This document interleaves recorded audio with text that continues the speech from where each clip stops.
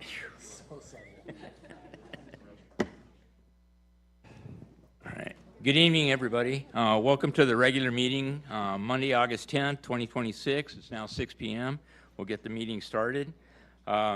We have speaker slips over there. If you get to sign the speaker slips for any item on the agenda, you can hand those to Yesa Benson there, our Commission Secretary. We also have Zoom app for those that will be coming up if you want to do that. You, same thing, there's the numbers and everything on what to get to. And remote telephone is also the same thing. And so with that, we'll get right into our meeting here, and we'll, oh, that's not the one I was looking for. Okay. Can we get a,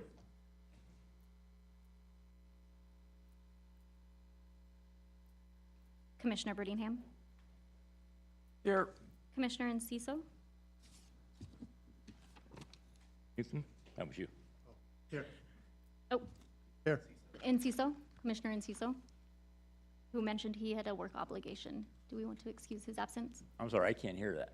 Yeah, we can't hear you. Commissioner Enciso advised that he had a work obligation today and he could not make the meeting. I'll make a motion to excuse. Okay. Second. All in favor? Aye. Aye.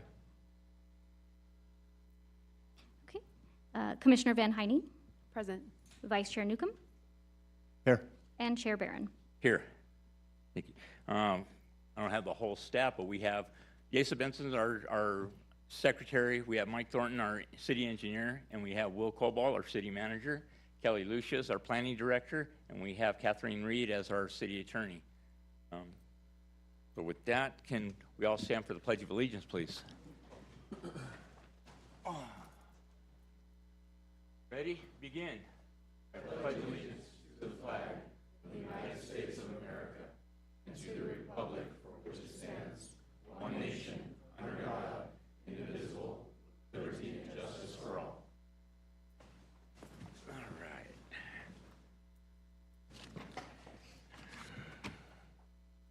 All right. Okay. And with that, do we have any public comments on non-agenda items? I have not received any public comments for non-agenda items. Okay, thank you. And we'll go to approval of our minutes. Anybody have any corrections, changes, or can we get a motion to approve as is? Motion to approve. I'll second. All in favor? Aye. Okay. All right. Oh boy, take a breath. Here we go. Let me get down. All right. We have a public hearing, Mesa Verde Specific Plan Area 2, Amendment 2 project, request by Mesa Verde Owners LLC for recommended approval of Environmental Assessment 25-3, EA 25-3, Environmental Assessment 25-4, which is EA 25-4, and Environmental Agreement 26-20, DA 25-4, General Plan Amendment 23-1, which is GPA 23-1, Specific Plan Amendment 23-1, Specific Plan 23.1, Zone Change 23-1, and ZCE 23-1, Tentative Track Map 33931, Revision 2 for Tentative Track Map 33931, Tentative Track Map 39086 through 39091, Tentative Track Map, let's see, this word I lost. Development Plan Review 24-6 through 24-11, Conditional Use Permit 24-5 through 24-10, and Mesa Verde Business Park Master Sign Program.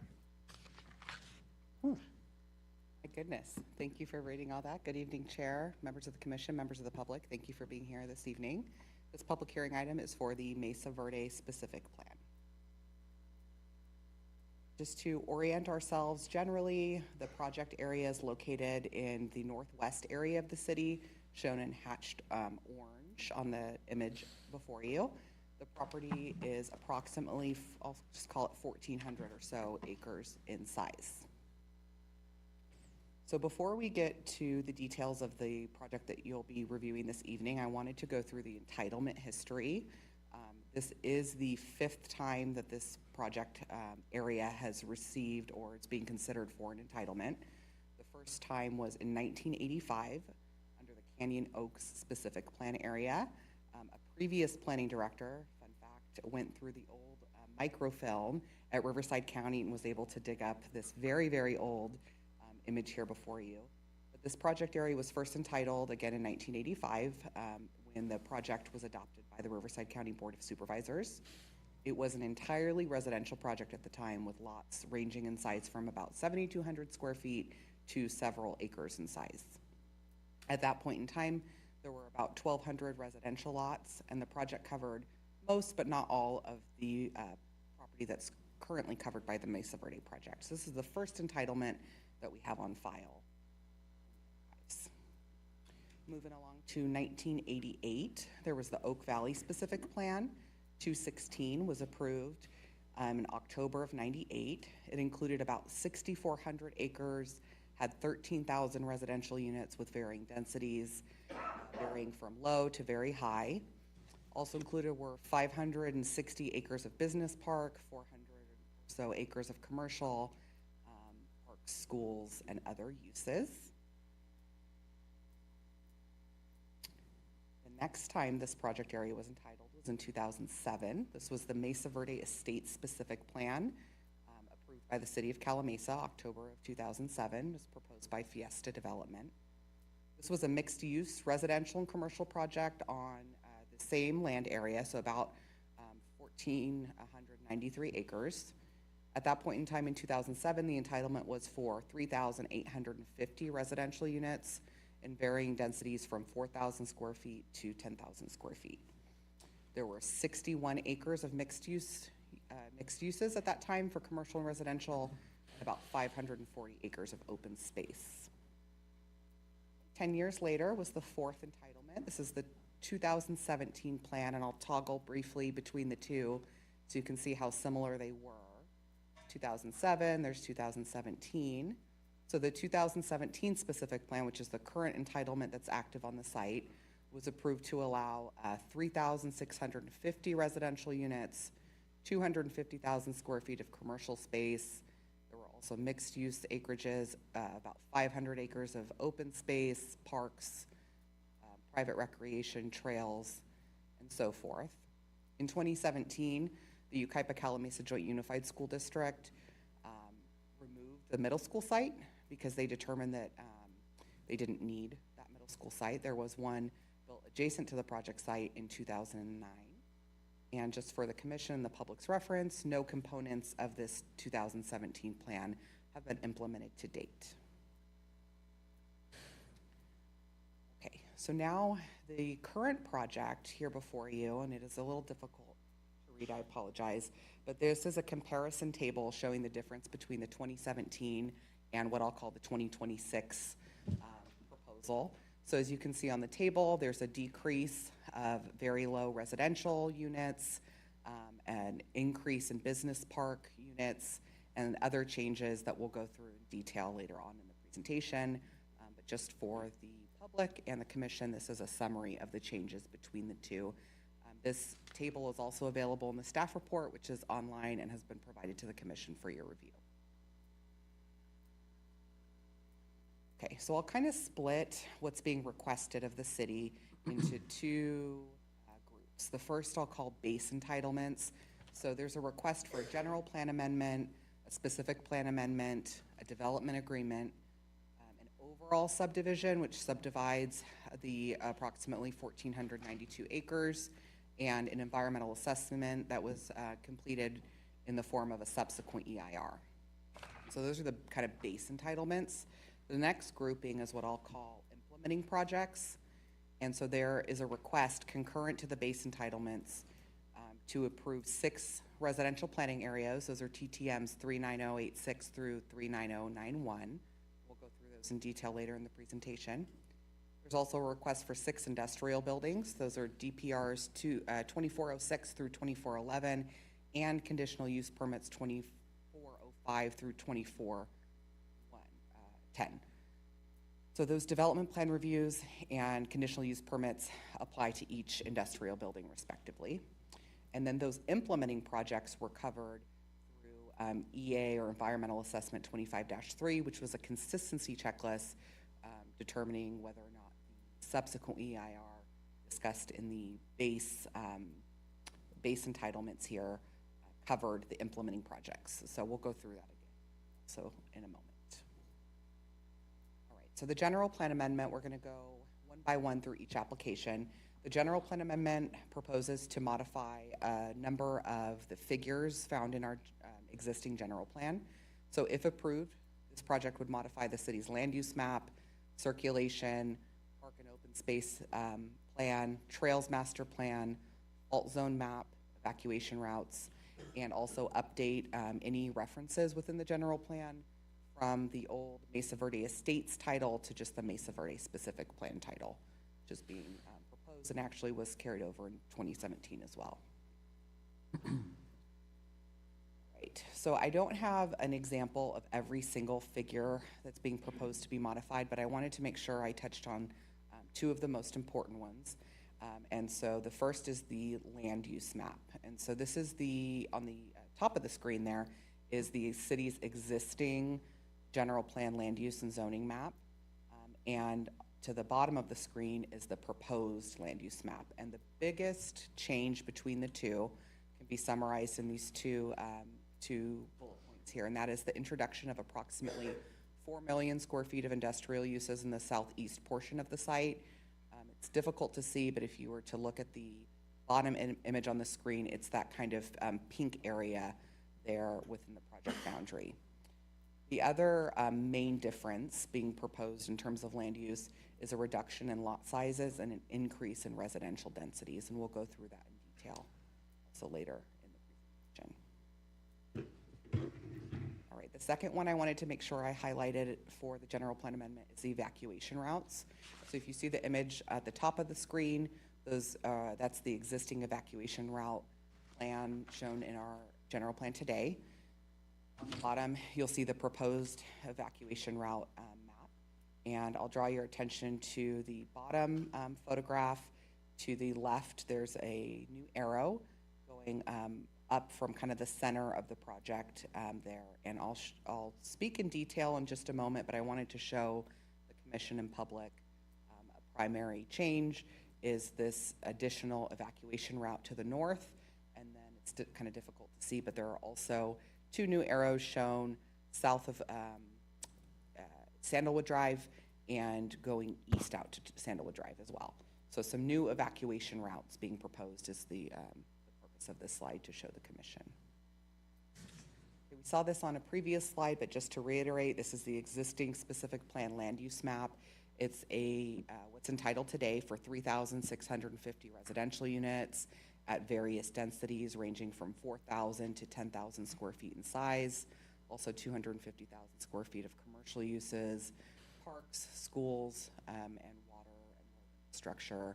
So all you see here, the varying colors of orange, browns, yellows, those are residential planning areas. Red is commercial, and there's no business park or industrial component in the existing land use plan as entitled today. So I wanted to make sure everybody was aware of the current entitlements and what they consisted of.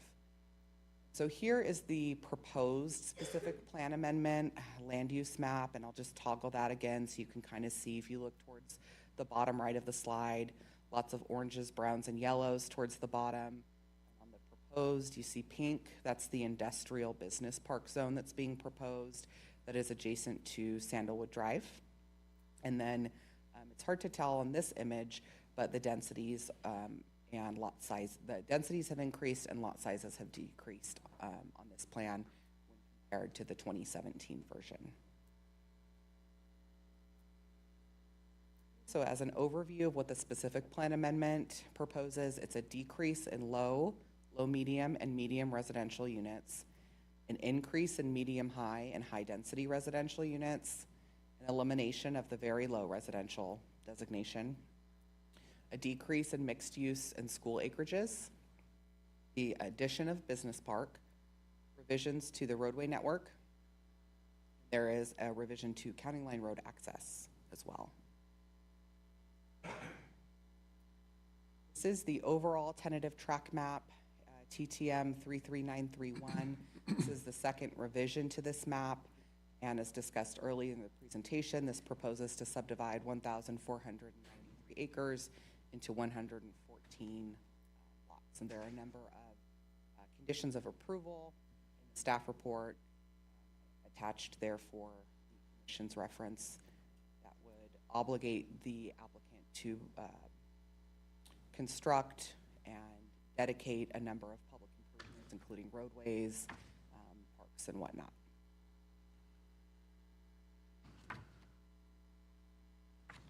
And to touch on access before we get into the details of the various project components. This is an important distinction that I want to make sure the Commission and public understands. That is a departure from the earlier iterations of the entitlement packages that were shown. So in 2007 and 2017, County Line Road was emergency access only, meaning 100% of the project traffic had to circulate from Sandalwood Drive.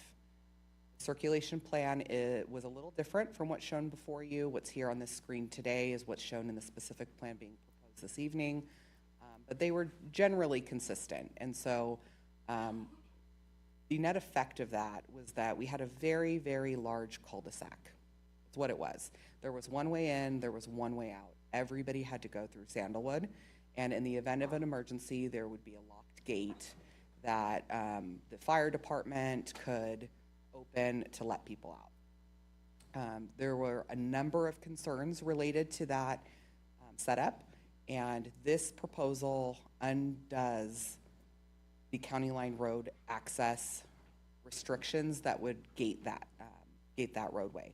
And so the purpose of this slide and this image is to show you and to say, under the current circulation plan for this project, the primary residential access point would be County Line Road, as shown there on the screen at the top, and the primary business park circulation point or access point would be Sandalwood Drive.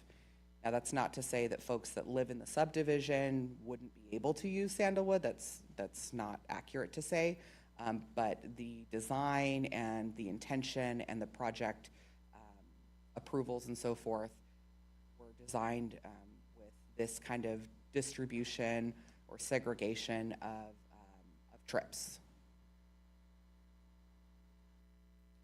So why do that? 2007 and 2017, it was fine then, right? The Planning Commission, the City Council put forth those restrictions, and I wanted to make sure that I discussed the reasoning why this proposal does not include a locked gate at County Line Road.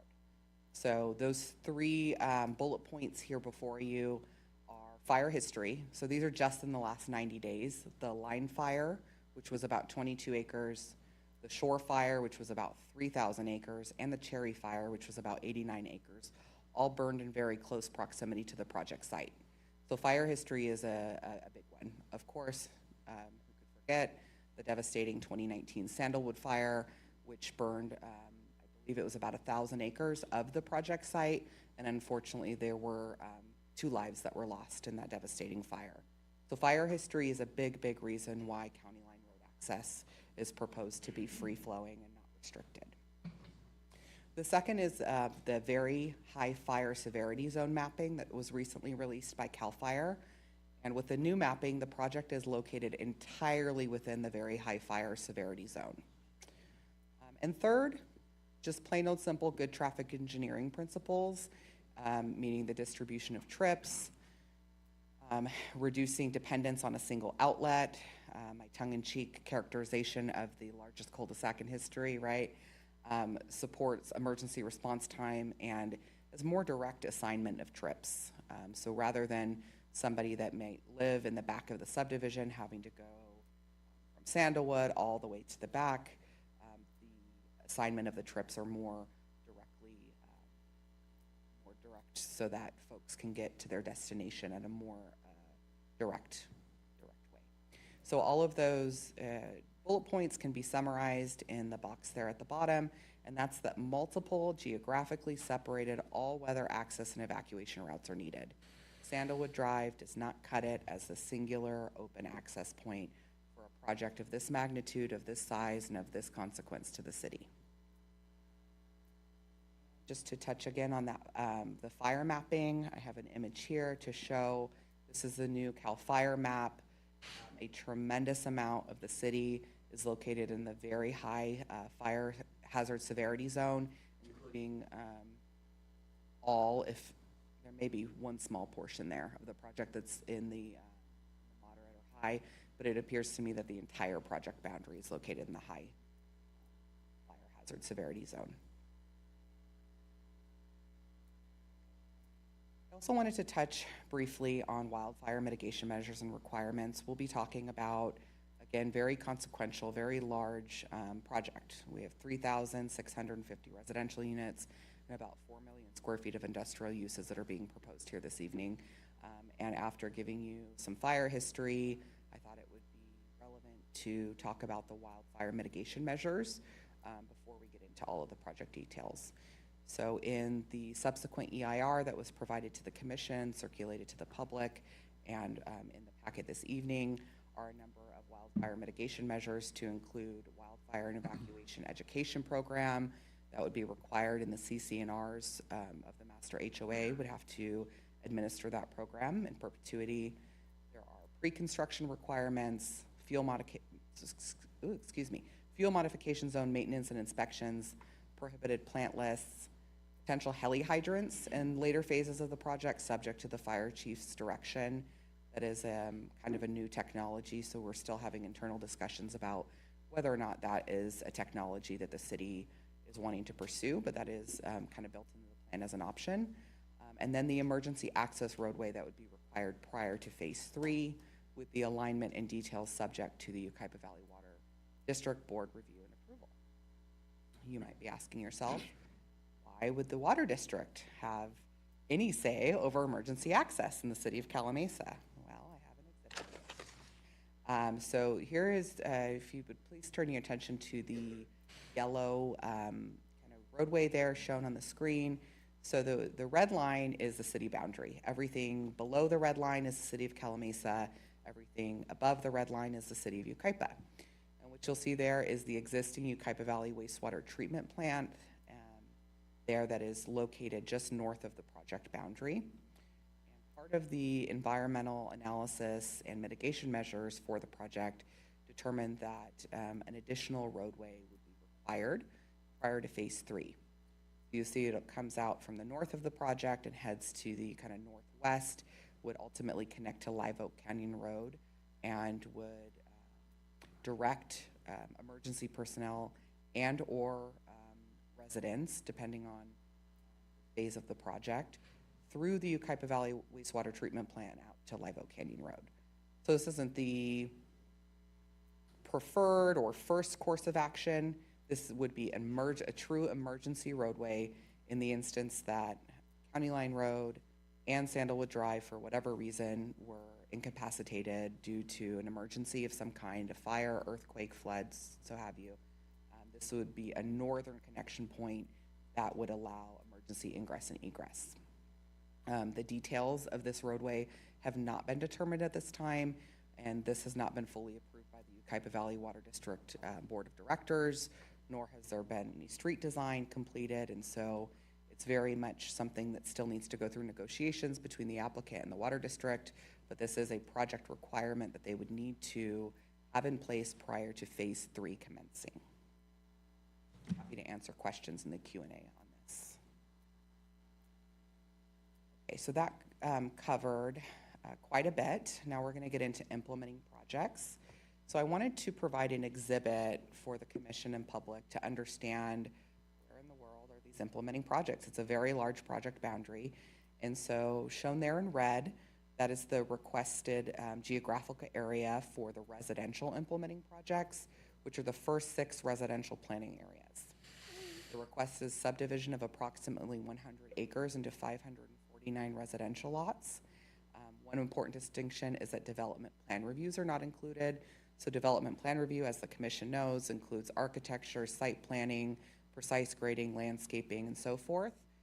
Typically what we see in planning and entitlement world is that The subdivisions will come first, and then later, assuming a home builder purchases that tentative track map, the home builders would come in later and process what we call our development plan reviews. So it's not a full entitlement at this point in time that's being requested. It's just the subdivision of land. Again, about 100 acres into 549 residential lots. And I'll continue to highlight there in red, the primary access point to those initial residential planning areas would be County Line Road. Not gated, free access to that residential planning area. The second component that's being requested tonight is shown to the bottom of the slide in purple. That is the business park area. The full approval is being requested, so this would not come before the Planning Commission or the City Council, assuming that that goes through. So development plan reviews and conditional use permits are being requested tonight and would go forward to City Council in the future for 6 industrial buildings totaling approximately 4 million square feet on about 223 acres. So again, we've got our base entitlements, and then we have implementing projects. So this slide shows you the location of the implementing projects in red, shown for the residential, and purple are your implementing projects for the business park. It's just kind of a more zoomed in view so you can see the orientation and location of the planning areas being requested for subdivision this evening. They are planning areas 13, 14, 15, 16, 18, and 19. And subdivision maps do not lend themselves very well to presentation, so I apologize. But this is for planning area 13, tentative track map 39086. This track map, if approved, would subdivide approximately 17 acres into 112 single-family residential lots at a density of about 6.5 dwelling units to the acre within planning area 13. And you can see towards the top of the slide the vicinity map that shows the general location of that proposed subdivision. The next is planning area 14 for TTM 39087, which would subdivide approximately 19 acres into 76 single-family residential lots at a density of about 3.9 dwelling units per acre within planning area 14. And again, the vicinity map shows the location of that proposed subdivision. Next is for planning area 15, tentative track map 39088. This would subdivide approximately 16 acres into 84 single-family residential lots at a density of 5 dwelling units to the acre within planning area 15. And all of these proposed residential lots are single-family, so there are no multifamily units being proposed at this time. Planning area 16, TTM, bear with me here, 39089. Would subdivide approximately 15.9 acres into 84 single-family residential lots at a density of 5.3 dwelling units to the acre within planning area 16. Planning area 18, TTM 39090, would subdivide approximately 10 acres into 60 single-family residential lots at a density of 5.6 dwelling units to the acre within planning area 18. And the final implementing project subdivision map for this evening is planning area 19, tentative track map 39091, which would subdivide approximately 21 acres into 133 single-family residential lots at a density of 6.2 dwelling units to the acre for planning area 19. So those are all 6 of the implementing projects for the residential planning area being requested this evening. To our implementing projects for the business park. So these are planning areas 2, 4, 5, 6, 7, and 8. The requested actions include approval of 6 development plan reviews and conditional use permits, as discussed briefly a moment ago, for about 4 million square feet of warehouse building area. And also, as discussed a moment ago, the primary access point for the business park would be Sandalwood Drive, shown there to the right of the screen. Development plan review for planning area 2 is on about 54 acres. This is a request for a 717,230 gross square foot warehouse. All of the details here, but they are shown here on the screen and provided in your staff report packet this evening. It's a number of related site improvements, office space, mezzanine, and so forth. Planning area 4, it's on about 38 acres. It's a 702,000 square foot gross warehouse building with related site improvements, office space, and so forth. We'll say as I flip through the elevations for the business park, they look very similar, but they are not identical. That's intentional. The design of the business park is meant to be cohesive, show some uniformity among the buildings, but not be exactly the same. So the color palette, the massing, and so forth will look familiar, but not exactly the same for each building. Okay, planning area 5 is on about 35 acres. This is about a 700,000 square foot building. They have, again, 14,000 square feet of office space, 128 loading dock doors, and related site improvements. Planning area 6, 35 acres, 717,600 gross square feet. There's a mezzanine for planning area 6 proposed, office space, dock doors, related site improvements. 7, sticking with the design theme once again, this is on about 32 gross acres. This building's a little smaller, 614,300 gross square feet with, again, a mezzanine, office space, and related site improvements. And last but not least, planning area 8 on about 27 gross acres. This is 654,400 gross square feet with mezzanine, office space, related site improvements, parking, and so forth. Along with the business park, there is a master sign program. So there's just some images here that show the various monument signage, wall signage, directional signage, and so forth being proposed as part of the overall sign program for the business park. So again, I'll continue to reiterate, this is a large and consequential project, so the commission and public may be interested in the phasing. Obviously, a development of this size is not going to be, would not be constructed all at one time. And so this image is the proposed phasing plan. You'll see the gradients, the color gradients, the lightest color, the lighter the color, the earlier the phase. So what I'll call kind of very pale yellow is phase 1, brighter yellow is phase 2, light tan, I'll call it, is phase 3, orange is phase 4, and then maybe I'll call that a brown is phase 5. So it's a five-phase project, and again, this is provided in the staff report. Happy to answer any questions that the commission may have regarding project phasing in the Q&A portion of parks. So a project of this size that would bring on 3,650 residential units would certainly need to provide some park acreages. So the project includes a proposal for 9 parks. 7 of those would be public parks. 2 of them would be private HOA recreation centers. And the location of the 9 parks are shown in dark green on the image here before you.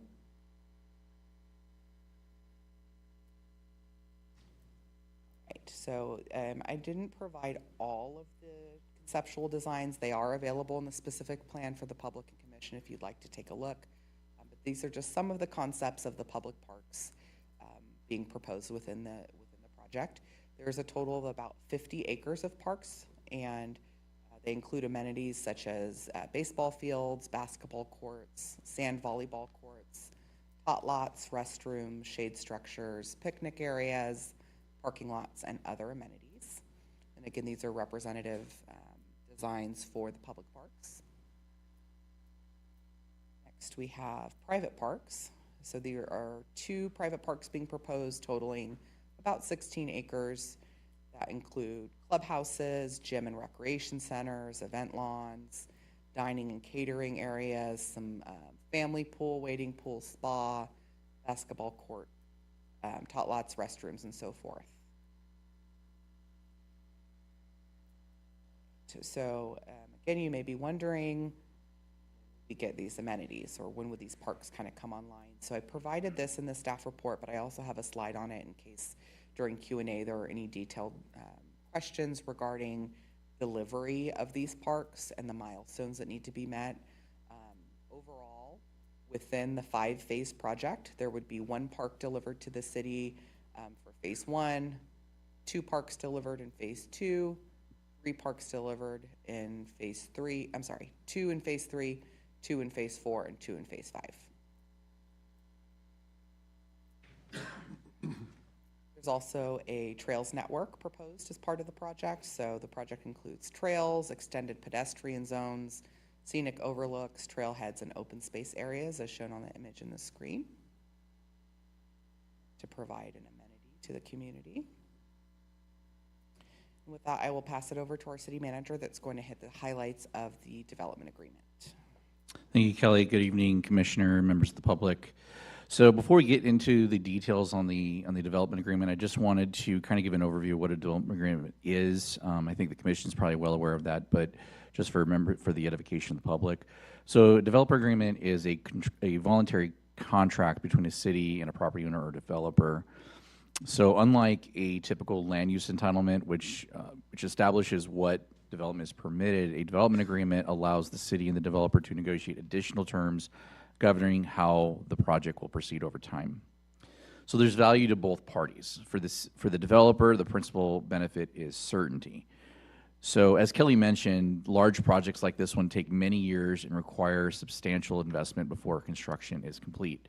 Development agreement can provide greater assurance that the land use rules, permitted uses, development standards, and other agreed upon rights will remain in place during the term of the agreement, even as regulations may otherwise change. For the city, the benefit is also certainty, but in a different way.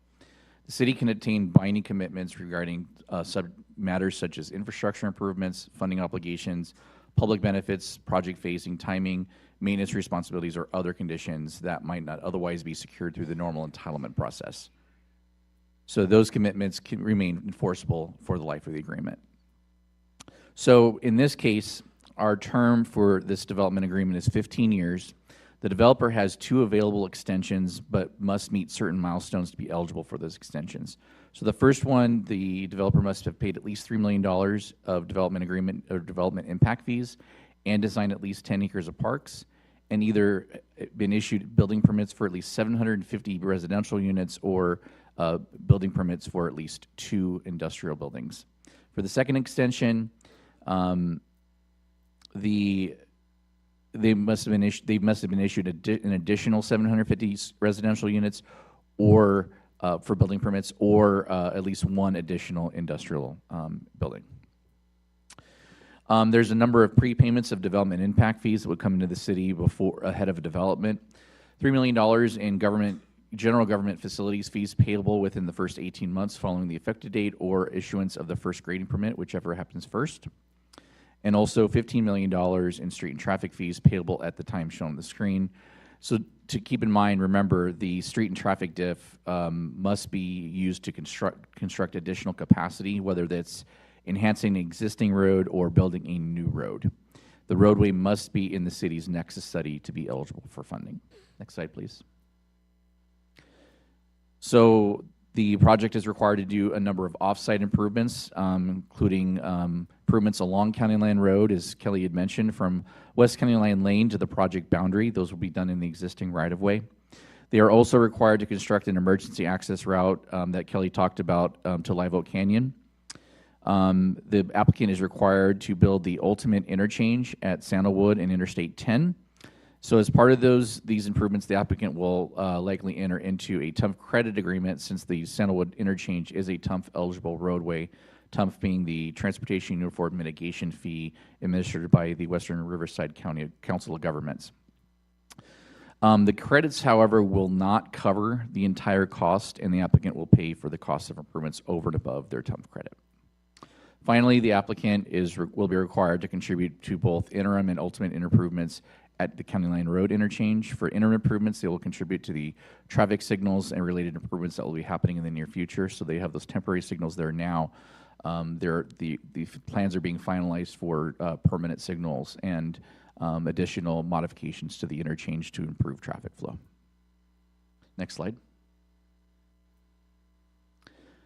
The project will be providing a number of community benefits. So the first is a development agreement contribution, which is $500,000 paid in 3 increments.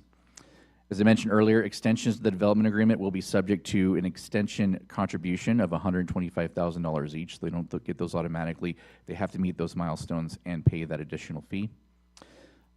There will be a residential contribution for each unit built to be paid at building permit. Those will range from $500 to $7 each. There's a business park community benefit contribution, and those will be paid at a certificate of occupancy rather than building permit. And the fee for that is $1.50 per square foot of building. And keep in mind, we're talking about up to 4.2 million square feet being proposed. Next slide. Planning Area 3 is part of the business park area, but has been carved out for potential medical, educational, or professional use. And so the developer is required to use their best efforts to secure those uses. So think medical offices, medical labs, trade schools, that kind of thing. To incentivize those uses, the CBC would be waived if those types of uses ultimately end up there and that use remains for at least 5 years. But if there is no user and the planning area gets built as industrial, any building there would be subject to a $3 per square foot CBC rather than $1.50.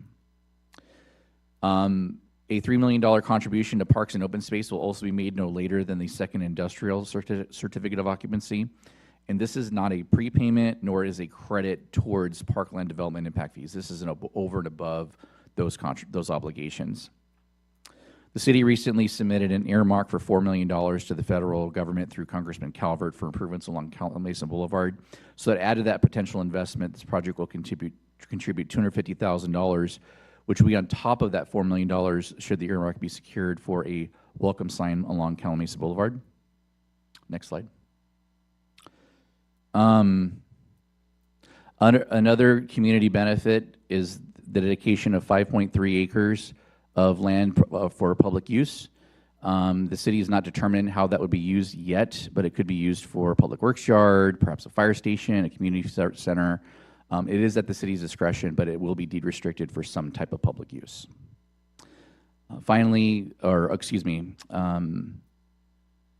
There's a number of maintenance requirements that will be required of the development. I'm sorry, I'm going to go to I have my notes mixed up here. The development agreement also specifies that the applicant or its successors, such an HOA, would be responsible for maintenance of certain public improvements. The details of who would be responsible for that can be found in Table 7-2 of the proposed amended specific plan. The development will be required to annex into CFD1. So CFD1 was created in 2006 to provide supplemental funding for police, fire, and park maintenance.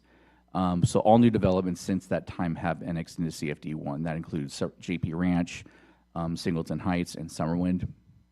And the goal of the CFD is to ensure that there is an additional revenue stream to support the additional burdens that new development brings on those functions to ensure that service levels are maintained for existing residents.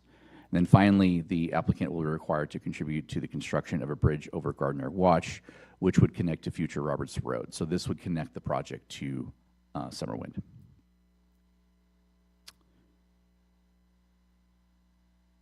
And then at this point, I will turn it back over to Kelly. So that was a lot of information, and we covered quite a few entitlement requests, all of which were analyzed within the 2 environmental documents that are for you this evening. The first is for Environmental Assessment 23-02. These cover those base entitlements we talked about, so that general plan amendment, the specific plan amendment, the DA, that tentative map are all covered by the subsequent EIR, and the state clearinghouse number is there if you'd like to get additional information on the EIR. Of course, it's also available on the city website and linked in the packet. So just as a way of summary for the subsequent EIR, in accordance with the requirements of CEQA and the state CEQA guidelines, an environmental assessment was prepared to determine whether the project might have any potentially significant adverse impacts on the environment.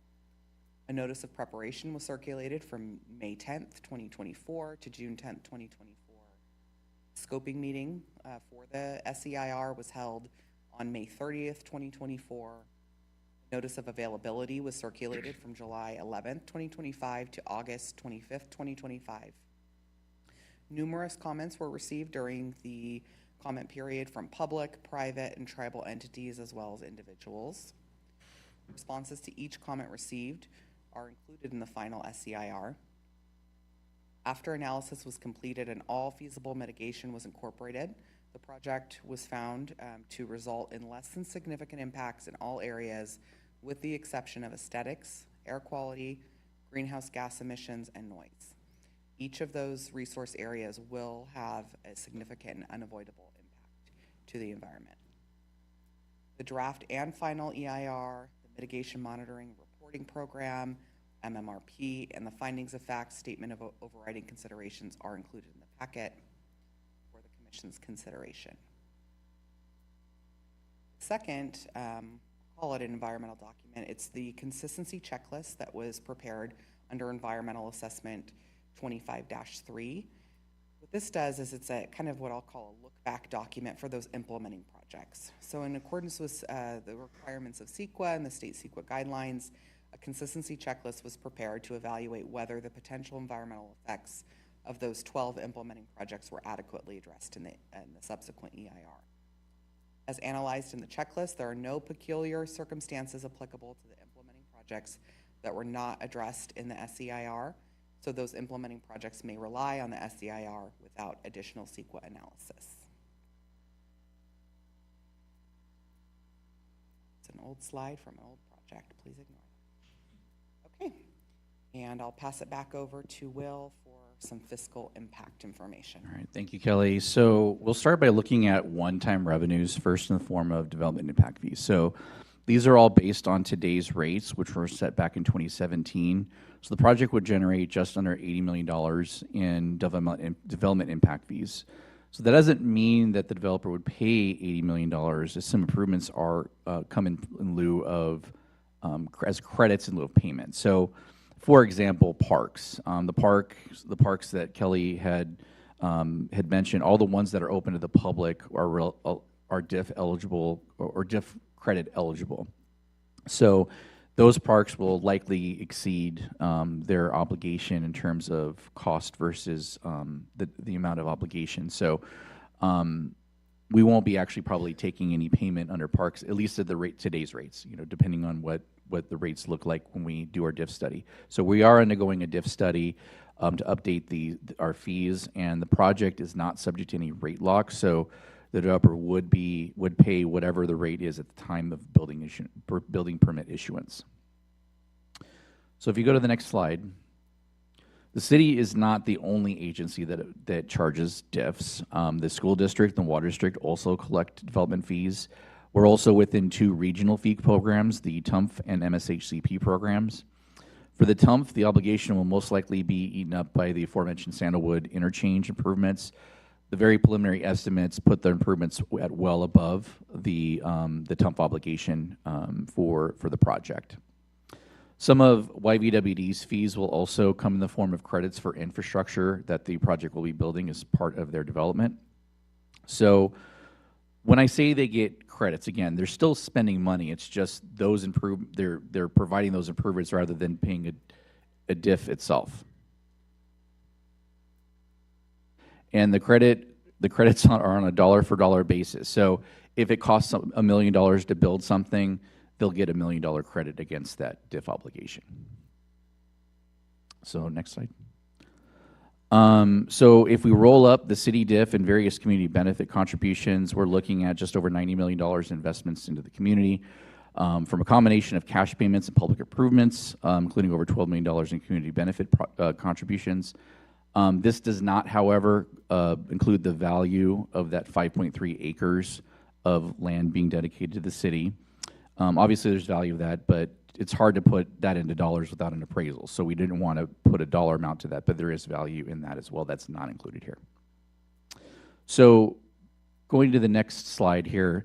So one important question we need to ask is on a perpetual basis, on an ongoing basis, what is the project going to bring in and what is it going to cost to provide services?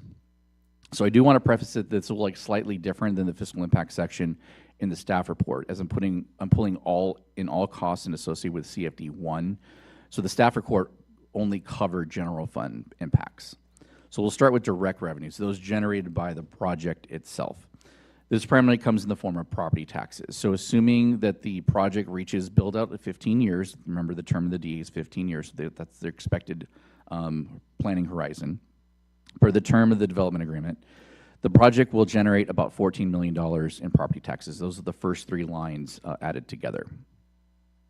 Other revenues, including franchise fees and sales tax generated by the commercial development, and these are specific to sales that are coming from people coming from the outside to in. We do generate a good amount of sales tax for people that are traveling along I-10, for example. That gets us to a total of about $15 million. I do want to note on here before we move on to the next slide that the industrial buildings do not generate sales tax themselves. So, for example, an e-commerce fulfillment center would provide that. To just kind of give you I can't give any specific numbers, but just to give you kind of an idea of scale. As most of you probably know, the city of Beaumont has a couple of fulfillment centers, and when those went into operation, their sales tax, their citywide sales tax, went from $8 million annually to $28 million annually. So, but because those are few and far between and there's no guarantee to get those, we would not want to project any type of sales tax in that. So this does not include anything of the sort. So that would be additive if that were to be a tenant in one of these buildings. Next slide. Okay. So there's also indirect sales tax that are generated as a result of the development. So as new residents come in, new employees come in, they will shop in town for certain things, and that generates additional sales tax. But I did want to be careful, and also some TOT, but I did want to be careful to separate that out from direct so we can kind of analyze those separately. And because direct revenues are easier to forecast than indirect, we're taking a very conservative approach when forecasting indirect revenues. And I mentioned earlier that the development will also annex into CFD1. So CFD1 rates grow at the rate of inflation. So using the current rates and extrapolating the rates into the future, using the same figures we use for inflation on the expenditure side, which we'll look at next, the development will generate about $5.4 million per year at a 15-year build-out. So that's on top of the revenues that we saw on the previous slide. Next slide. So obviously, again, as I mentioned before, when we've seen what the project brings in, so let's look at the impact it has on services. So the project is expected to cost about $11.7 million annually at the 15-year mark. That assumption we do have some economies of scale as we grow. For example, even whether the size we are today or in the future, we'll have one city manager, one community development director, one finance director, et cetera. So there's administrative spaces that you don't have to add additional people for every so many residents you add. So as we grow, the percentage of our budget going to administration would shrink. So there's one big exception to this. On the police and fire side, it's a one-to-one growth. So we don't actually reduce it for any economies of scale. We assume that whatever it's costing per resident today is going to what it's going to cost per resident in the future, obviously adjusted for inflation. On the fire side, we can expect some economies of scale because, again, there's administrative costs associated with having our own fire department. On the sheriff's side, that approach really does make sense because all administrative costs are captured in the hourly cost of a deputy. So the way we pay for sheriff services, it really does probably scale with that most closely. And you'll note on the commercial and industrial side, the cost burdens are lower. So I had specific conversations with our previous captain, and he had worked in Moreno Valley, and obviously Moreno Valley has a number of industrial buildings there. And they said the industrial developments generate very low call volumes when it comes to deputies. So That means the cost, when I look at police services costing around just under $500,000, I'm focusing that mostly on the commercial side and maybe also a provision for some commercial enforcement as well.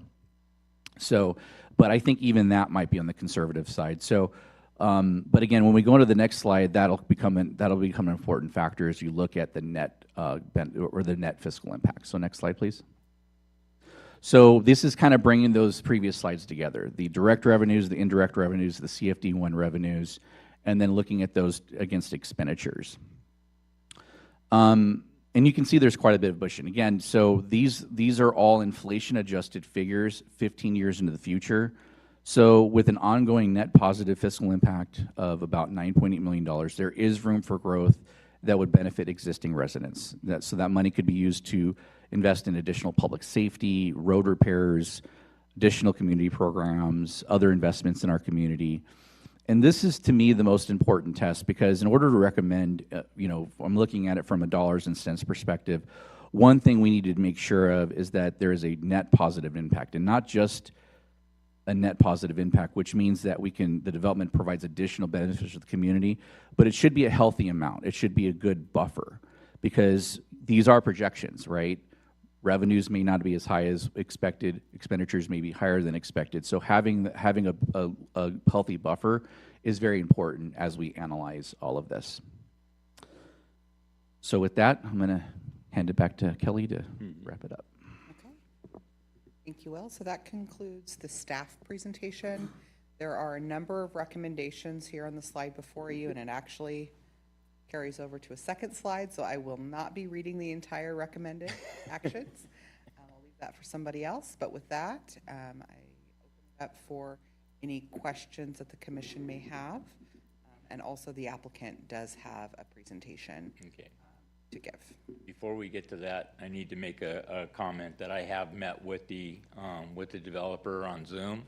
And has anybody else had an opportunity to? I, too, received a briefing via Zoom. Okay, all right. With that, we'll bring the developer up. Mr. Chair, you'll need to open the public hearing.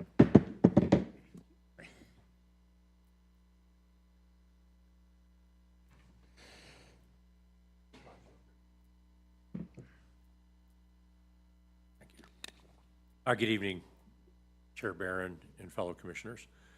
I'm Bill Shopoff, President and CEO of Shopoff Realty Investments, and I'm joined here this evening with David Graves, our Vice President of Development, along with a number of members of our consulting team who will be available for answering questions as we move through the evening. Thank you for the opportunity to present Mesa Verde. Today we will walk through reimagining of this 1,463-acre master plan community and explore the many benefits it will bring to Calimesa. And I'm not going to go into some of the granular details. City staff just did a great job, and so I'm going to cover different items here and more briefly.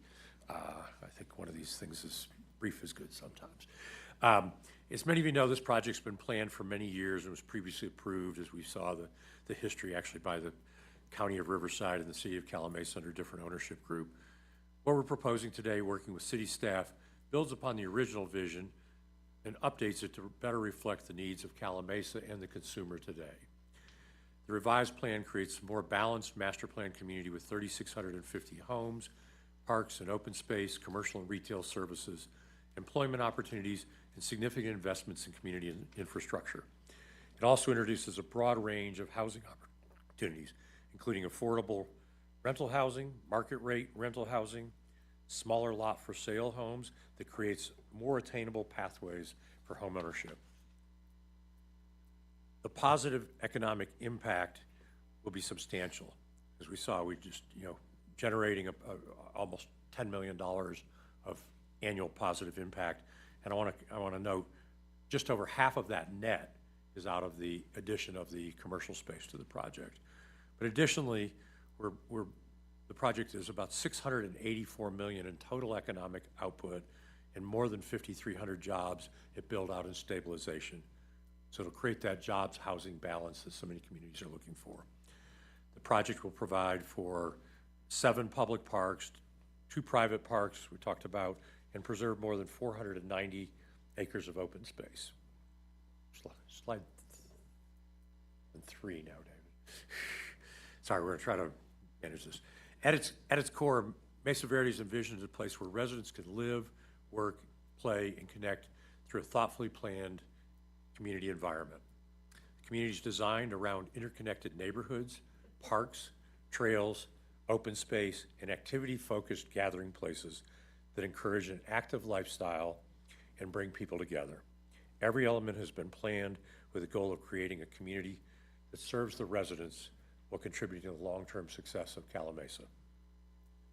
Next few slides, we're going to cover some renderings representing the vision for Mesa Verde, the quality of the community that we'll create throughout this project.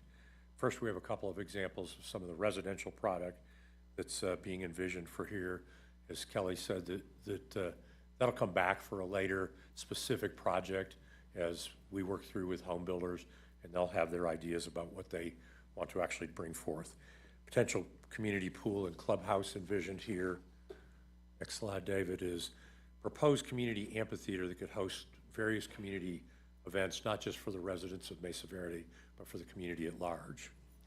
We've got a sports facility with both soccer and baseball fields contemplated. And finally, here's an example of just one of the neighborhood public parks. I think Kelly probably covered this pretty well, but this shows the overall land use plan with residential neighborhoods, schools, parks, open space, commercial uses, and employment opportunities thoughtfully integrated throughout the project. As you can see, we kept the commercial towards I-10 and towards the southerly part of the project and really took the residential footprint and moved that up into the kind of the what I call northwesterly part of the project.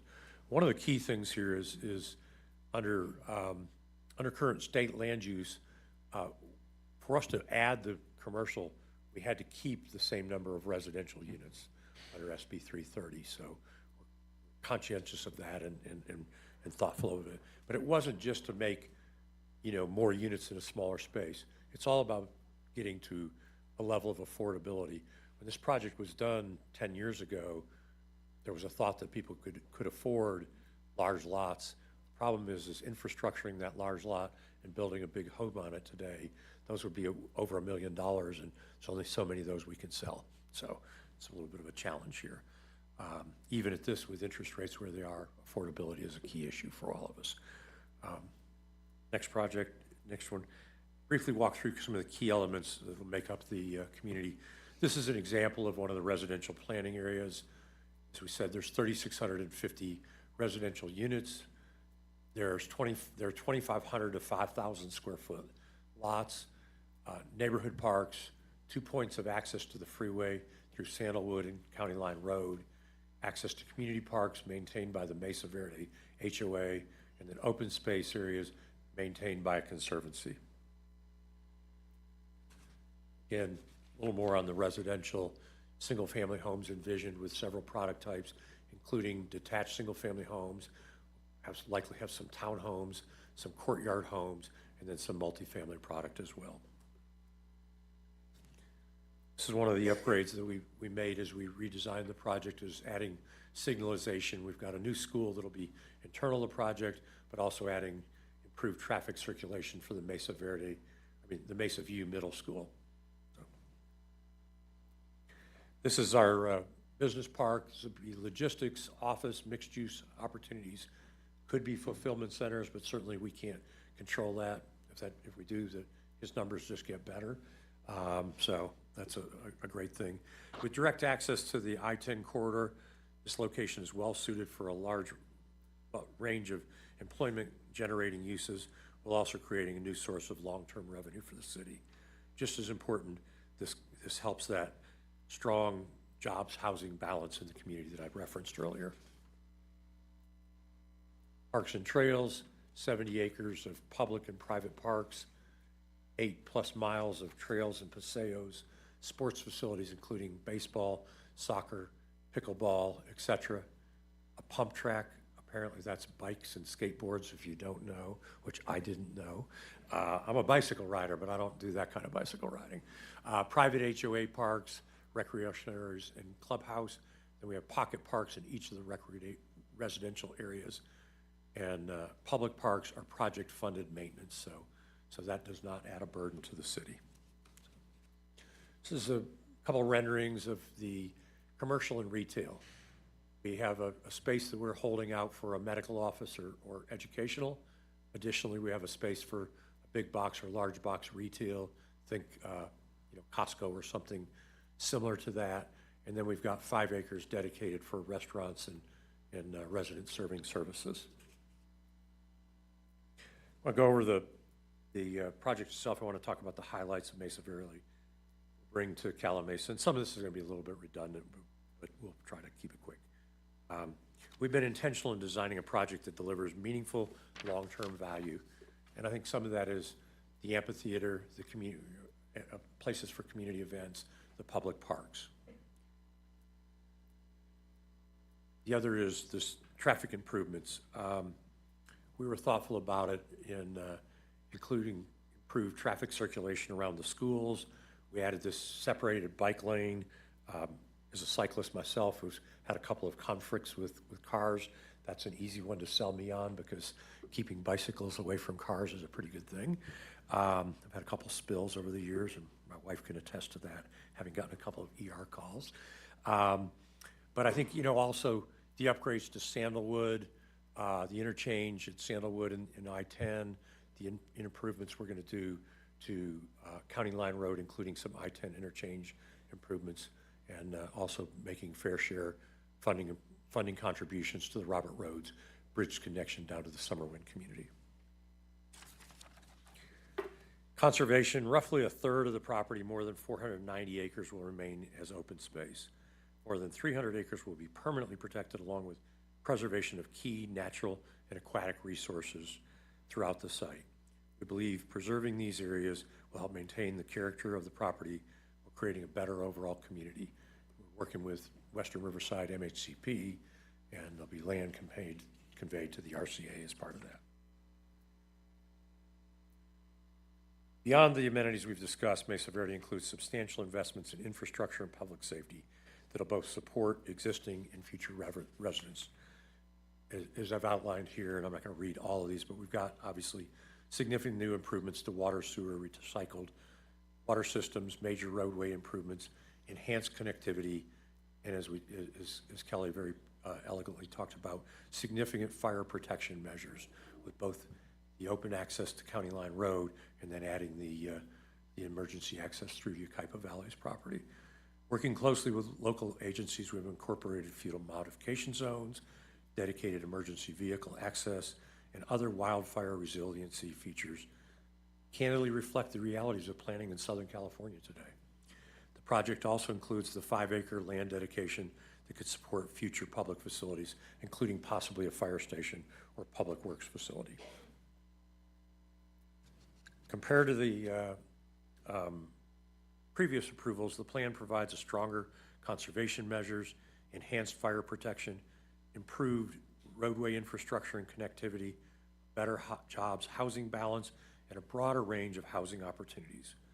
We've also expanded community amenities and recreational opportunities while preserving those key natural resources throughout the site.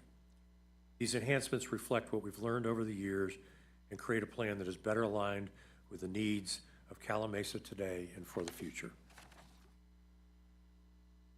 I'd like to put into perspective the scale of investments associated with the Mesa Verde.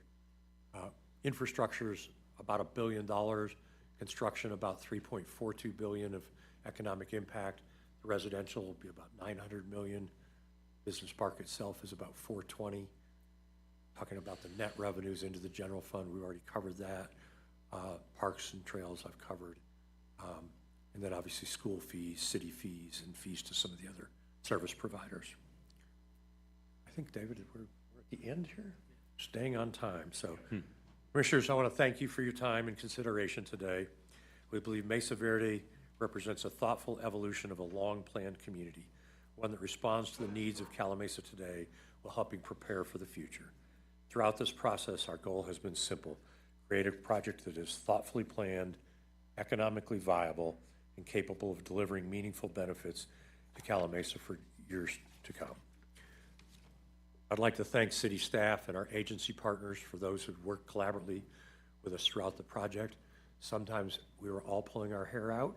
I don't have much to do, but I'm still doing it. But we got here. Short 4 years, I think, of working on this. I want to thank our consultants as well who've gotten this through. But you're working with Yucaipa, Calimesa Joint Unified School District, Yucaipa Valley Water District, Fire Department, Regional Conservation Authority, Caltrans, Southern California Edison, and many others.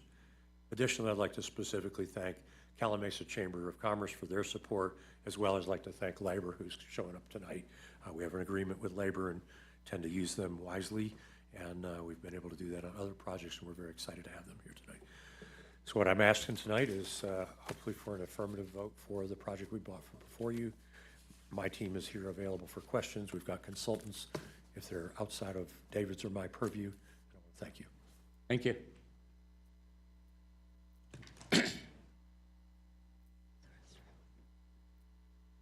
Okay, before I go in, I should read this here, right? See, notice. Yes, Mr. Chair, you'll need to read about the public comment portion of the hearing. All right, at the, let's see, this is an opportunity, this is for the speakers, this is an opportunity for members of the public to address the planning commission on the items on tonight's agenda that's within the commission's subject matter jurisdiction, as well as any items on the consent calendar. Well, I guess that would have been read earlier, huh? If you wish to speak, please come forward to the podium, and if you're joining us remotely via Zoom, click the raise hand button, and if you're participating by phone, please press 9 to raise your hand. We will take the comments from those in chambers first, followed by those participating remotely, and remember that you only have 3 minutes speaking time, please.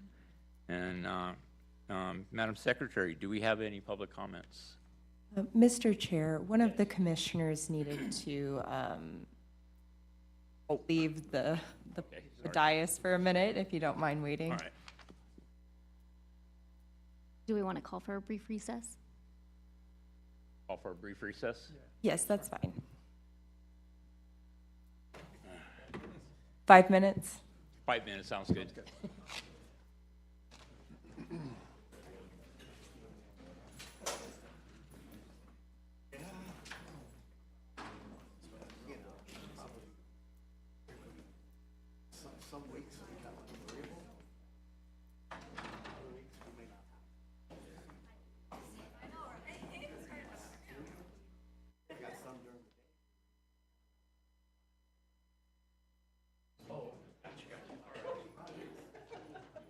That works better, I don't have.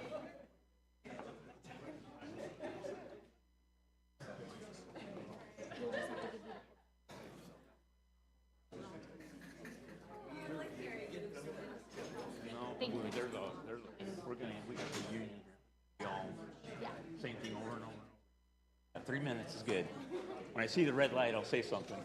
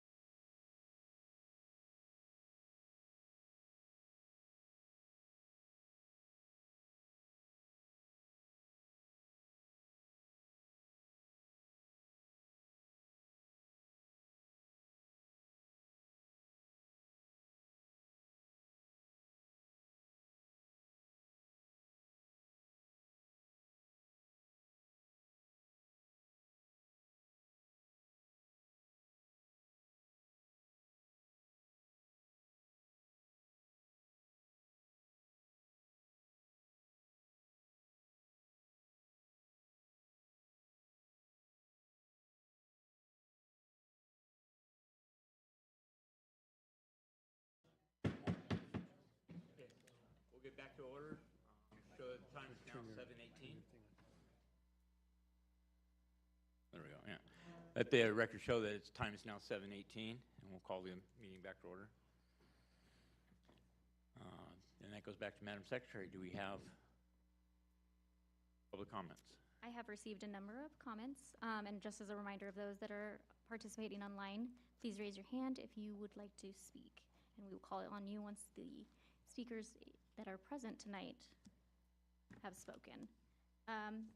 Just a quick mention, we have received some comments that are part of the administrative record from Clarence Hofer, Jonathan Beatty, Juan Bonelos, Water Regional Board, SoCal Gas, Stephen Peepercorn, Susie Willis, Tossetti, and then there's a couple of letters in front of you tonight that we received today after publication that will be recorded into the administrative notes for tonight's meeting from Zarin and Sasha Hofer.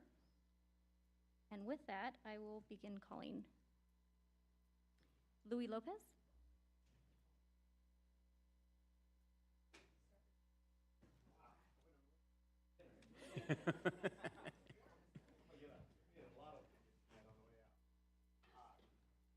Thank you so much. Good evening, Chair, Commissioners, staff, community. My name's Louis Lopez. I'm a business agent for the Ironworkers Local 433. Great presentation, Kelly. That was good. I'm gonna use an example tonight because it's kind of a story that I lived through too, after serving our country with 2 tours. I have an apprentice back here. I got a phone call one day from one of our members. He said, "Louis, I got a cousin that just came back from serving the country, combat Army veteran." I said, "Okay, well, he's coming from Texas and doesn't know where to really land. Can we get him in?" And the beautiful thing about projects like this is we need projects like this to bring men and women that served our country proudly, as some of us back here did. I know I did. But I was thinking back there, man, this is such a great project because a lot of people think these are just part-time jobs. They're not. And we're not cheap labor because our first period apprentices start out somewhere around $30 an hour. Okay, so I give props to the developer who ahead of time says, "Hey, I will use skilled and trade labor." It's like us going to a college. It's like any one of you sending your kids to college. You know what I mean? You expect to come out making good wages. That's what our apprenticeship program is. I got my veteran here that's in his first year. And looking at this project, I was like, wow, this is an opportunity for a man that served our country to start his career, probably work his whole apprenticeship on one project. And not only that, can you imagine him buying a home? That's a dream I have for him, you know? And that's what many of our trades, our representatives, that's what we want for our families. Because that's why we went through the apprenticeship, and that's why we continue to get out and make relationships and share with people what our skilled and trained labor is. And it's just like going to a college. It's not a part-time job. It's like any doctor that went through school. He has to do an internship. He has to get some on-the-job training. So every project does matter. And a project this size, man, I look forward to putting some men and women not only coming back from serving our country. Where's my time? You know, I'm very open. Get a lot of men and women that have made mistakes. I'm pretty sure I know I've made some mistakes, but because of hiring systems, it discounts them from being able to be hired due to a record. That's something beautiful about the trades. We offer a second chance. And a job, a good paying job, a good paying career matters. So on behalf of the Ironworkers Local 433, I ask this commission to unanimously vote and move this to the city council. Thank you. Thank you for your service. Thank you. Amy Smith.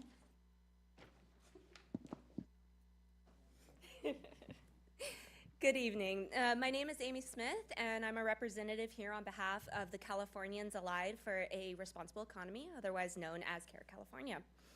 We're here today to voice our strong support of this project and to ask for the Commission's yes votes tonight. Calimesa deserves to have positive community growth and economic impacts. The benefits from this development will create positive economic growth through good paying jobs and will serve to strengthen both the community and Southern California as a whole. This specific plan sets a clear and strong vision for the future of the city. And most importantly, it's a piece that will show growth and development, not just for a year, not just for a few years, but we're talking decades down the line. It's a vision of what your future is going to look like, and I like it. It's a beautiful future. Because of this and so much more, we ask that you support this project to bring the city, the county, and the state of California into a beautiful and progressive future. Thank you. Thank you.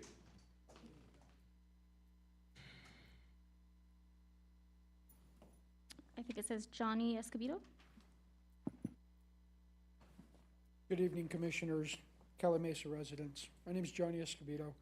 I'm here on behalf of Ironworkers Local 416 to express our support for the project and ask for a yes support tonight.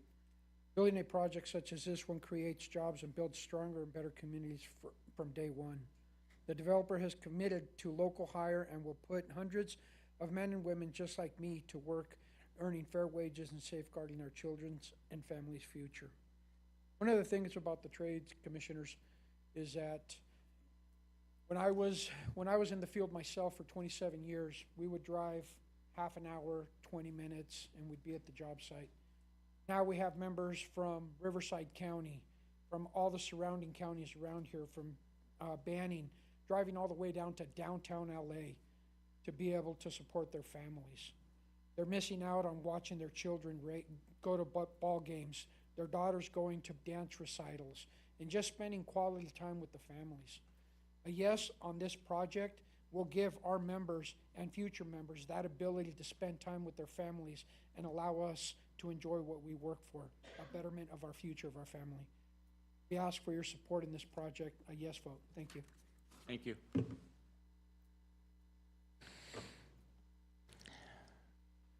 David Moore.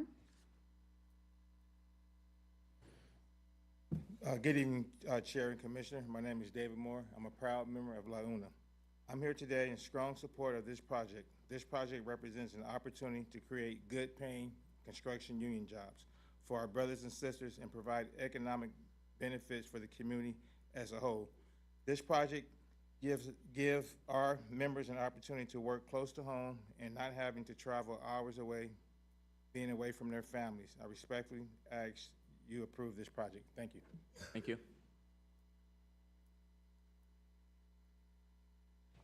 Cesar Lamas.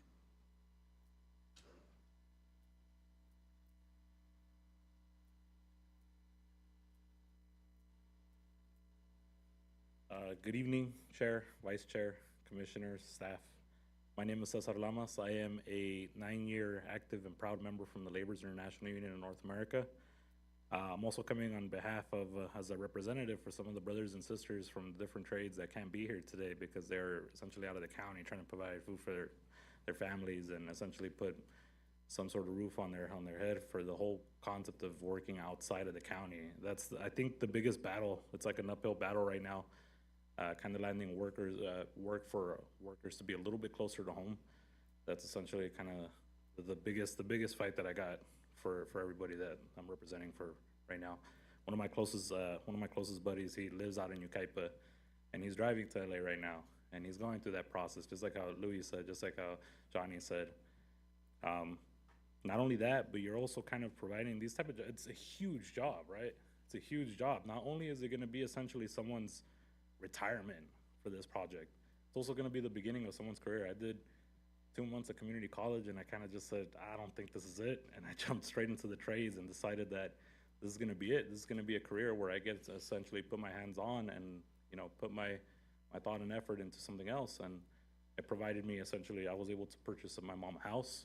I was able to kind of take care of my younger brothers and kind of teach them that this is the way, essentially, that there is more to it than just essentially being part of a union member. It's providing for a family. It's providing for essentially a household. So hopefully you can approve the specific plan amendment. Thank you.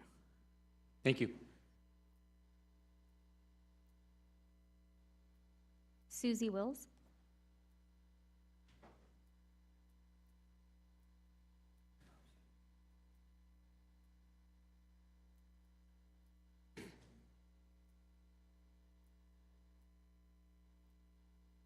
I'm Susie Wills. I live on West County Line Road, 801.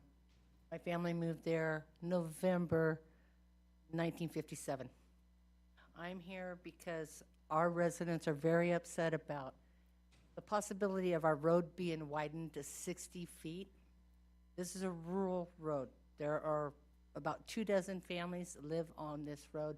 This is the last rural road in Calimesa. Now they're talking about widening it to 60 feet. Some of the people, the road's gonna come up almost to their front door.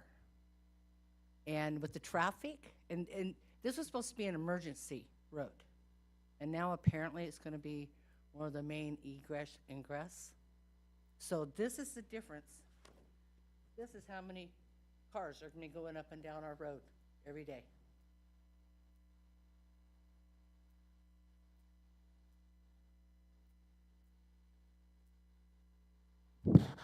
This is the increase. You're the developer. This is the increase for our Ma'am, could you neighborhood. please address the commission and not the, thank you.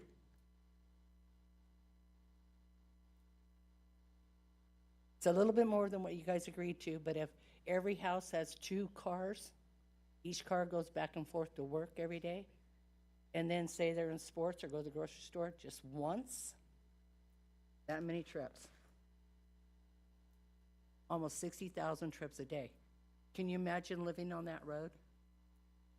I mean, it's already really hard for us to get underneath the underpass because they haven't gotten the traffic lights timed the right way. A lot of you have probably sit there under the underpass and watch the trucks get off the freeway and try and make a left-hand turn. The warehouse isn't open yet. And that was kind of a surprise.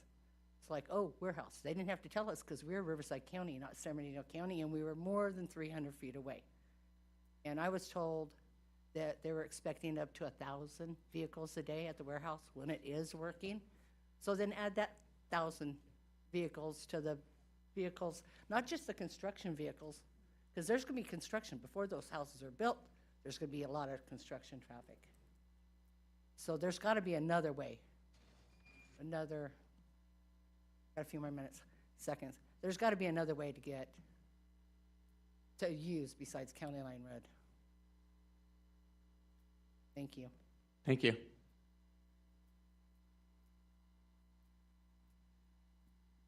Clarence Hofer.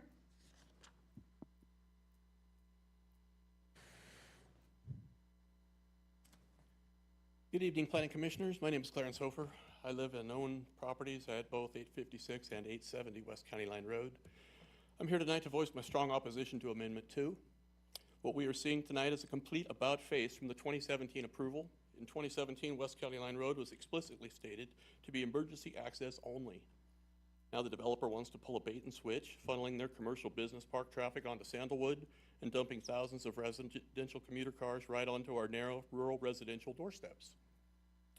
This is a blatant misuse of fire safety as a pretext to optimize their internal profits at the expense of existing residents. The physical reality on the ground, what the consultant's computer models completely ignore, is that West County Line Road is less than 30 feet wide. It's generally 24 feet wide now. The general plan calls for a 60-foot wide roadway with a 60-foot roadway with a 48-foot wide paved curb-to-curb street and sidewalks. If the road is expanded into the city's 60-foot right-of-way, it will violate the intent of the city's established 30-foot minimum setback protections, bringing the traffic noise and pollution and safety hazards generated by the thousands of cars a day dangerously close to many homes' front door. This devalues our properties, destroys our land use compatibility. The city cannot legally force existing third-party properties into zoning non-compliance without facing immense liability. More egregiously, Dudek's SCIR contains zero analysis regarding private property access safety. This area is zoned rural residential. We legally own, operate, and store RVs, horse trailers, and such on our land. Right now, we depend on a quiet nature of a 30-foot rural road to swing wide and back into our driveways. If you replace that shoulder with a concrete curb, sidewalk, and active traffic lanes, our turning radius is physically gone. Trying to back a 35-foot trailer across active lanes handling thousands of cars a day is a catastrophic safety hazard. The SEIR completely fails to address how existing residents are supposed to safely access their own driveways. Under CEQA, a failure to analyze design features that substantially increase hazards is a fatal flaw. Don't let the constituents hide behind regional vehicle miles traveled data to minimize this disaster. Their own data provider, Urban Crossroads, admits in their traffic analysis, Appendix J2 on page 11, that this project generates 60,090 total daily trips, with the residential portion contributing over 32,000 trips. Worse, this study completely ignores the cumulative reality of newly built Yucaipa Logistics Center, which was previously estimated to have over 1,000 diesel trucks a day. The staggering amount of traffic will create gridlock, chaos, and choke emergency services and evacuation routes.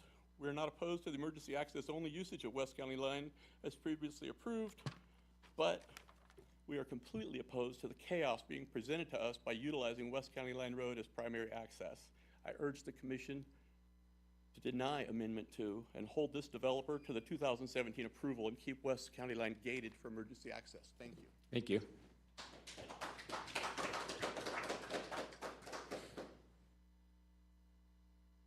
Travis Feenstra.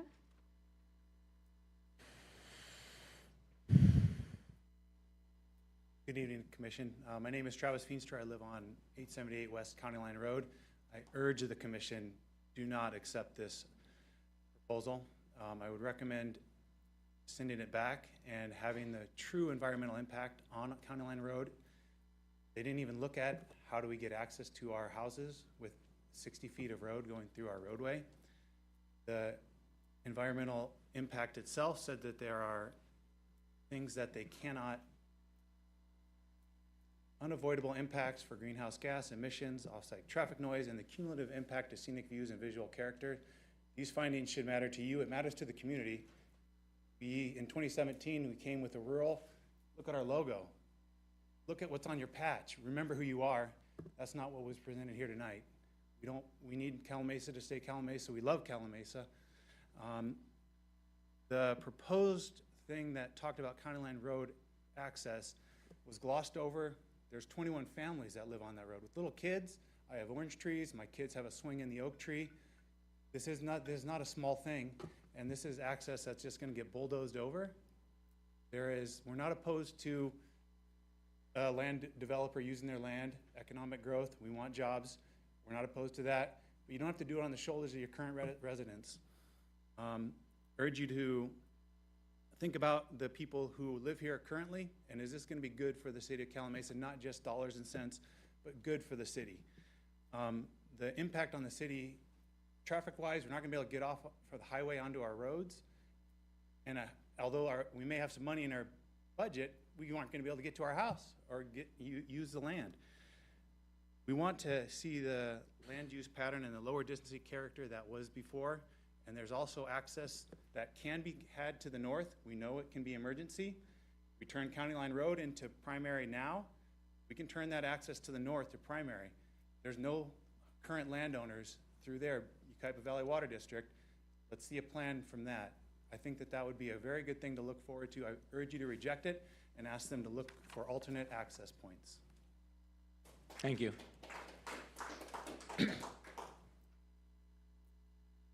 Sarah Lynn Tossetti.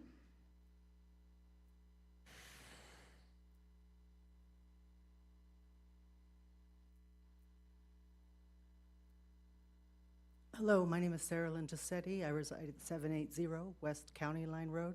I've lived there for 23 years. Thank you for the opportunity to speak tonight. I'm here to speak for the residents of West County Line Road, especially a couple elderly ladies who were unable to get out of their home and don't know how to access the computer system to be here tonight, and the rural neighborhoods that could be profoundly affected by the Mesa Verde specific plan.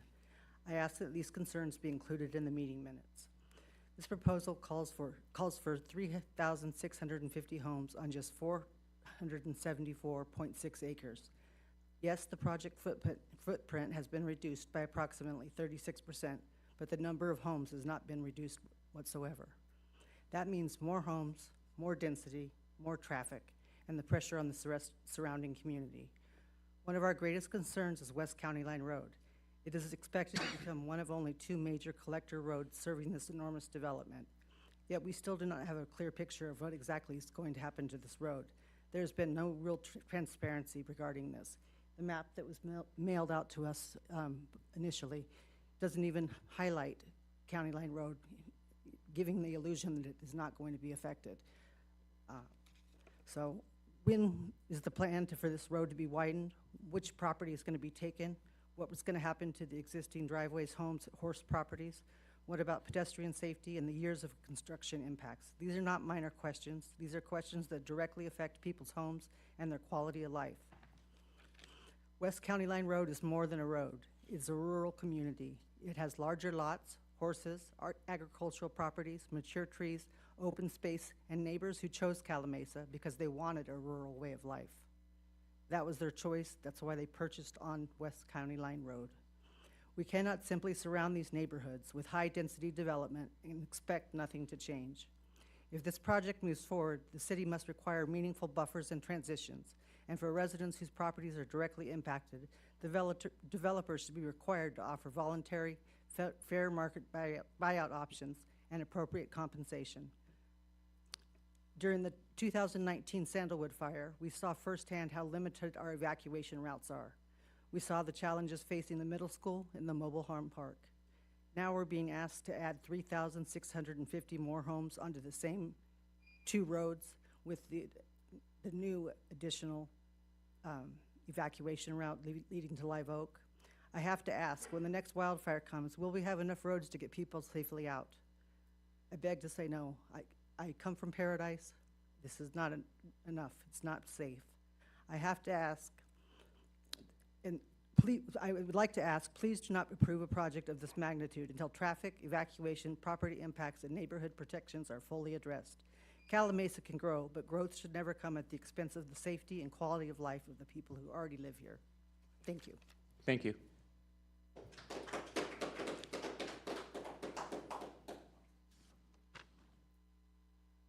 Jennifer Gerbers?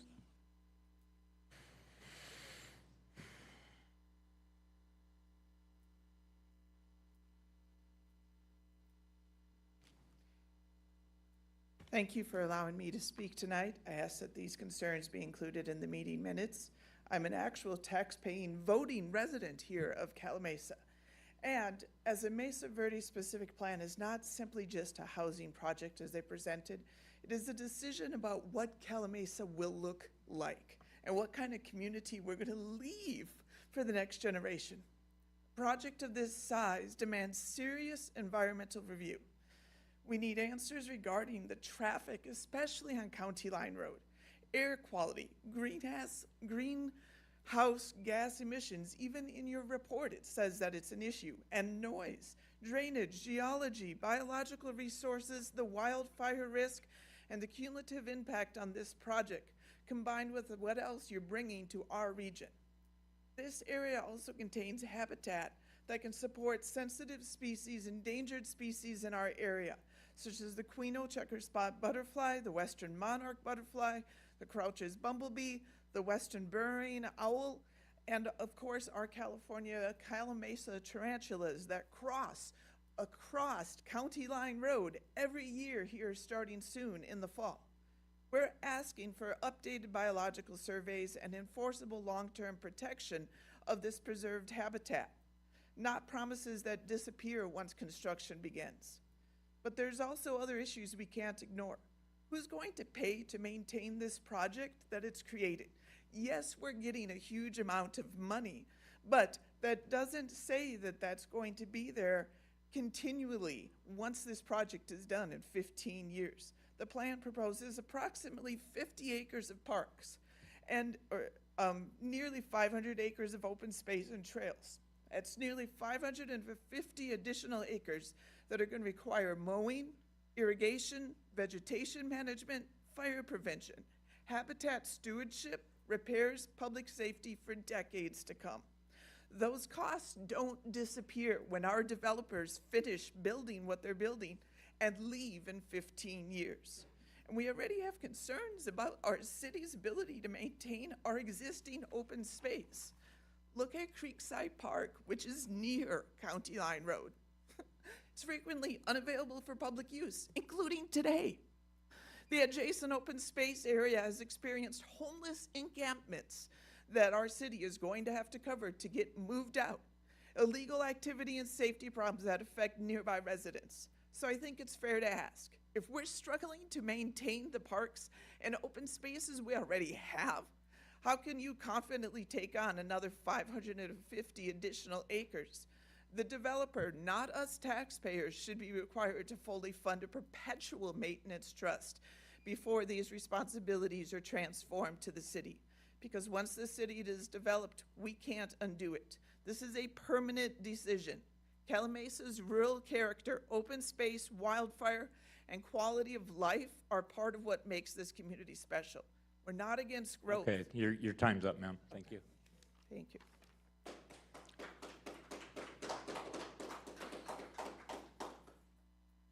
Mark Elliott.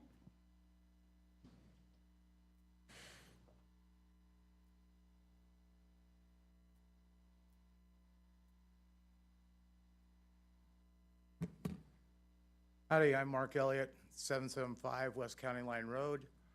Lived here in Calimesa since 1962. All in 4 houses right next to each other on county line. Anyhow, the point is that we've been going through this since I was a kid. I can remember, having to go to county meetings as a child because my mom had to be there at them. I sat on a planning commission here. I was a member of the fire department back in the late 70s and early 80s. I've been here a while. I know this town. I remember when this was an open field. So that's just a basic who I am. Anyhow, the thing is, oh, Mike, damn it. I don't recognize you. What the hell's happened in this town? Bill sell us out or what? I don't know. Why are we arguing about County Line Road? Everybody knows County Line Road is not a good choice. That's why when they built the dumb school without a road to it, and they wanted to do Avenue L, they wanted to do County, they were looking for all kinds of options. What on earth? Why are we having this? Look what happened to Donnie Yarian and his piece of property, locked off it. I know Donnie's not everybody's favorite guy in the world, but neither am I. So some people like him though. I've known Donnie all my life. Grew up right next to Susie for the first few years, except for an empty field between us. Luckily, it's still there. I enjoyed seeing Explore Nature. Explore Nature. Well, just leave it there then. Leave it alone. We're sorry your landlocked piece of property required removal of property from others in order to get to it. But, I've been here a while. I know what we've gone through. I know what's been said at these other meetings. I've watched. I've sat on committees. I've sat on commissions. It's so cool to see you. Anyhow, I don't really have much to say other than this looks like it needs a whole lot more looking at than it's had before anybody moves any further. When are we going to get our off-ramp and on-ramp for that stupid warehouse? Gosh, I don't know. And could somebody please look into the lights down there? That was the most, even before the lights were there, it was better than it is with them. If you could at least get them frickin' timed right, it would be helpful. Thank you. Thank you.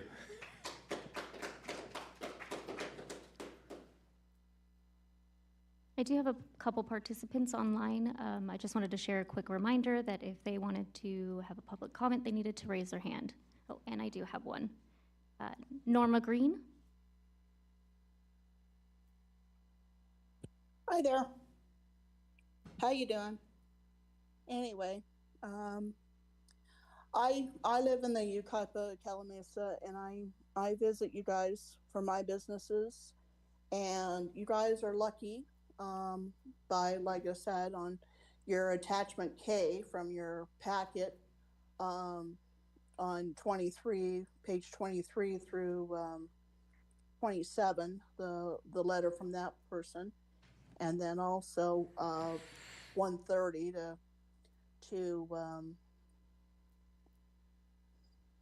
140 145 or something like that is what it is. You guys are lucky to have this many animals. We used to see them in our area. We're not seeing them now.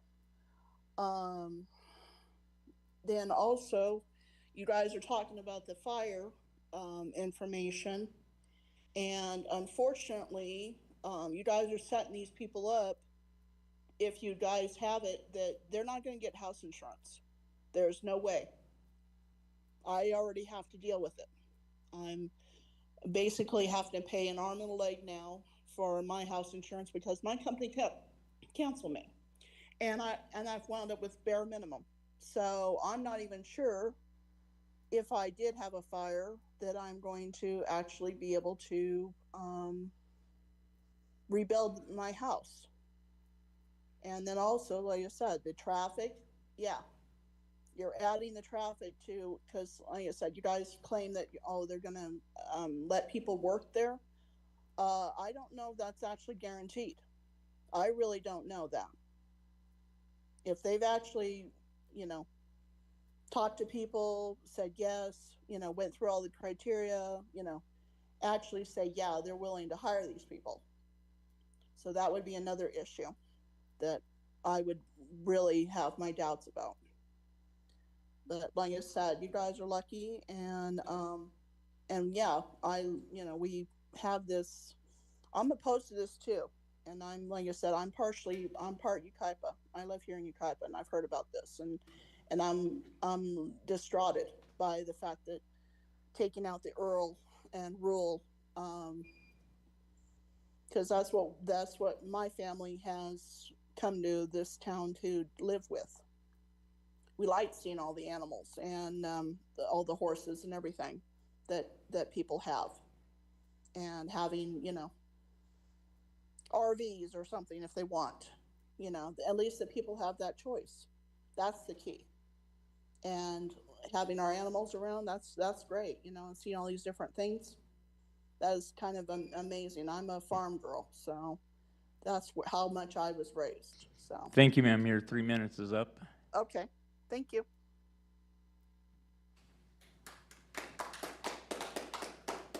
It appears we have no other participants.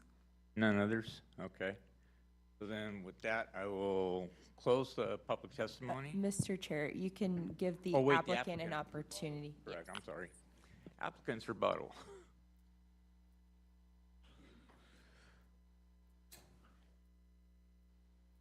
I'll rebut a couple of things. The one was the 58,000 on County Line Road, and then later it was 32,000. Please do.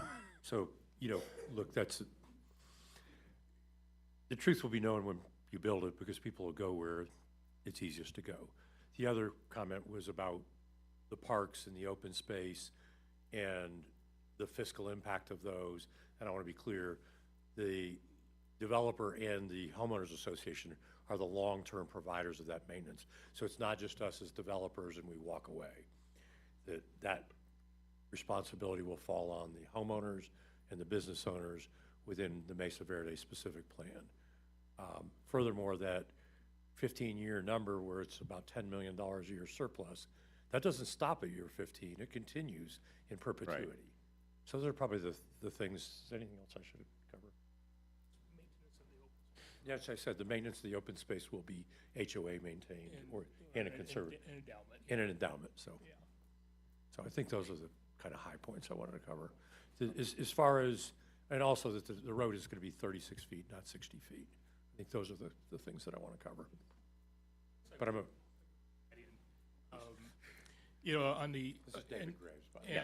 yes. And I know the city engineer and I have had, and our traffic consultants have spent countless hours on County Line Road trying to figure out the right formula to make it work. And it is 36 feet wide, curb to curb. And there will be a left turn lane, center left turn lane. It will not be a raised median. Fire chief, the previous fire chief did not want a raised median. He wanted full access. And so we accommodated that. So there is opportunity to turn into your driveways from a roadway. Just get in the left turn lane, or turn right, and there will be the opportunity to turn right into your driveway. So that has been looked at extensively, and I think that's about all we should say about that. We're mindful of their comments and their concerns, and our intention will be to work with them as we go through the development process. So, Thank you. thank you. Mr. Chair, you can have the commissioners ask questions during the public hearing of the applicant Before I go to the before you next spot, close. okay. Yes. All right. Mike, you have any questions? Well, I'm not sure if this is for the applicant, or can I ask staff as well? So as far as the industrial space, and they're speculative, and so the hope is that we get something that produces a certain amount of tax revenue, but how do those, there's 5 of these, I believe, these industrial, six, okay. How does that come about to be inhabited, and how does that work? That's the one thing I don't understand, because we're looking at the one that's at county line and the freeway right now that's been built speculatively and uninhabited. So how does that work for the future? I think the residents, I want to know, perhaps they might want to as well. Well, first of all, from the tax revenue, we didn't analyze sales tax revenue for any of those buildings. So it's just property taxes. So the revenue is the revenue whether they're occupied or not occupied, plus the $1.50 a square foot that we would pay is part of our development agreement fee. So a little over $6 million paid as we produce certificates of occupancy. Obviously, we had a period of time of some overexuberance in the market. Sometimes happens. And so these buildings have stayed empty for a little bit longer, but actually last quarter was the largest quarter in like 5 years for leasing activity in Riverside County. So things are picking up dramatically. But our hope will be to work and build the right product for the market at the time. So if we get fortunate and get a sales tax generator, that's great for the city, and it's great for us as well, because we get a credit against our $1.50 to the extent there's sales tax revenue paid. But we did not analyze that, because you can't count on a fulfillment center, being your only solution. So it could just be straight logistics, could be a fulfillment center, could be some type of light manufacturing. So, thank you. Thank you. Mike, do you have anything? I guess my main concerns are, as well as with the residents, is just the use of County Line being the main road. I've driven it half a dozen times this weekend, twice today, going back looking at where you're coming through.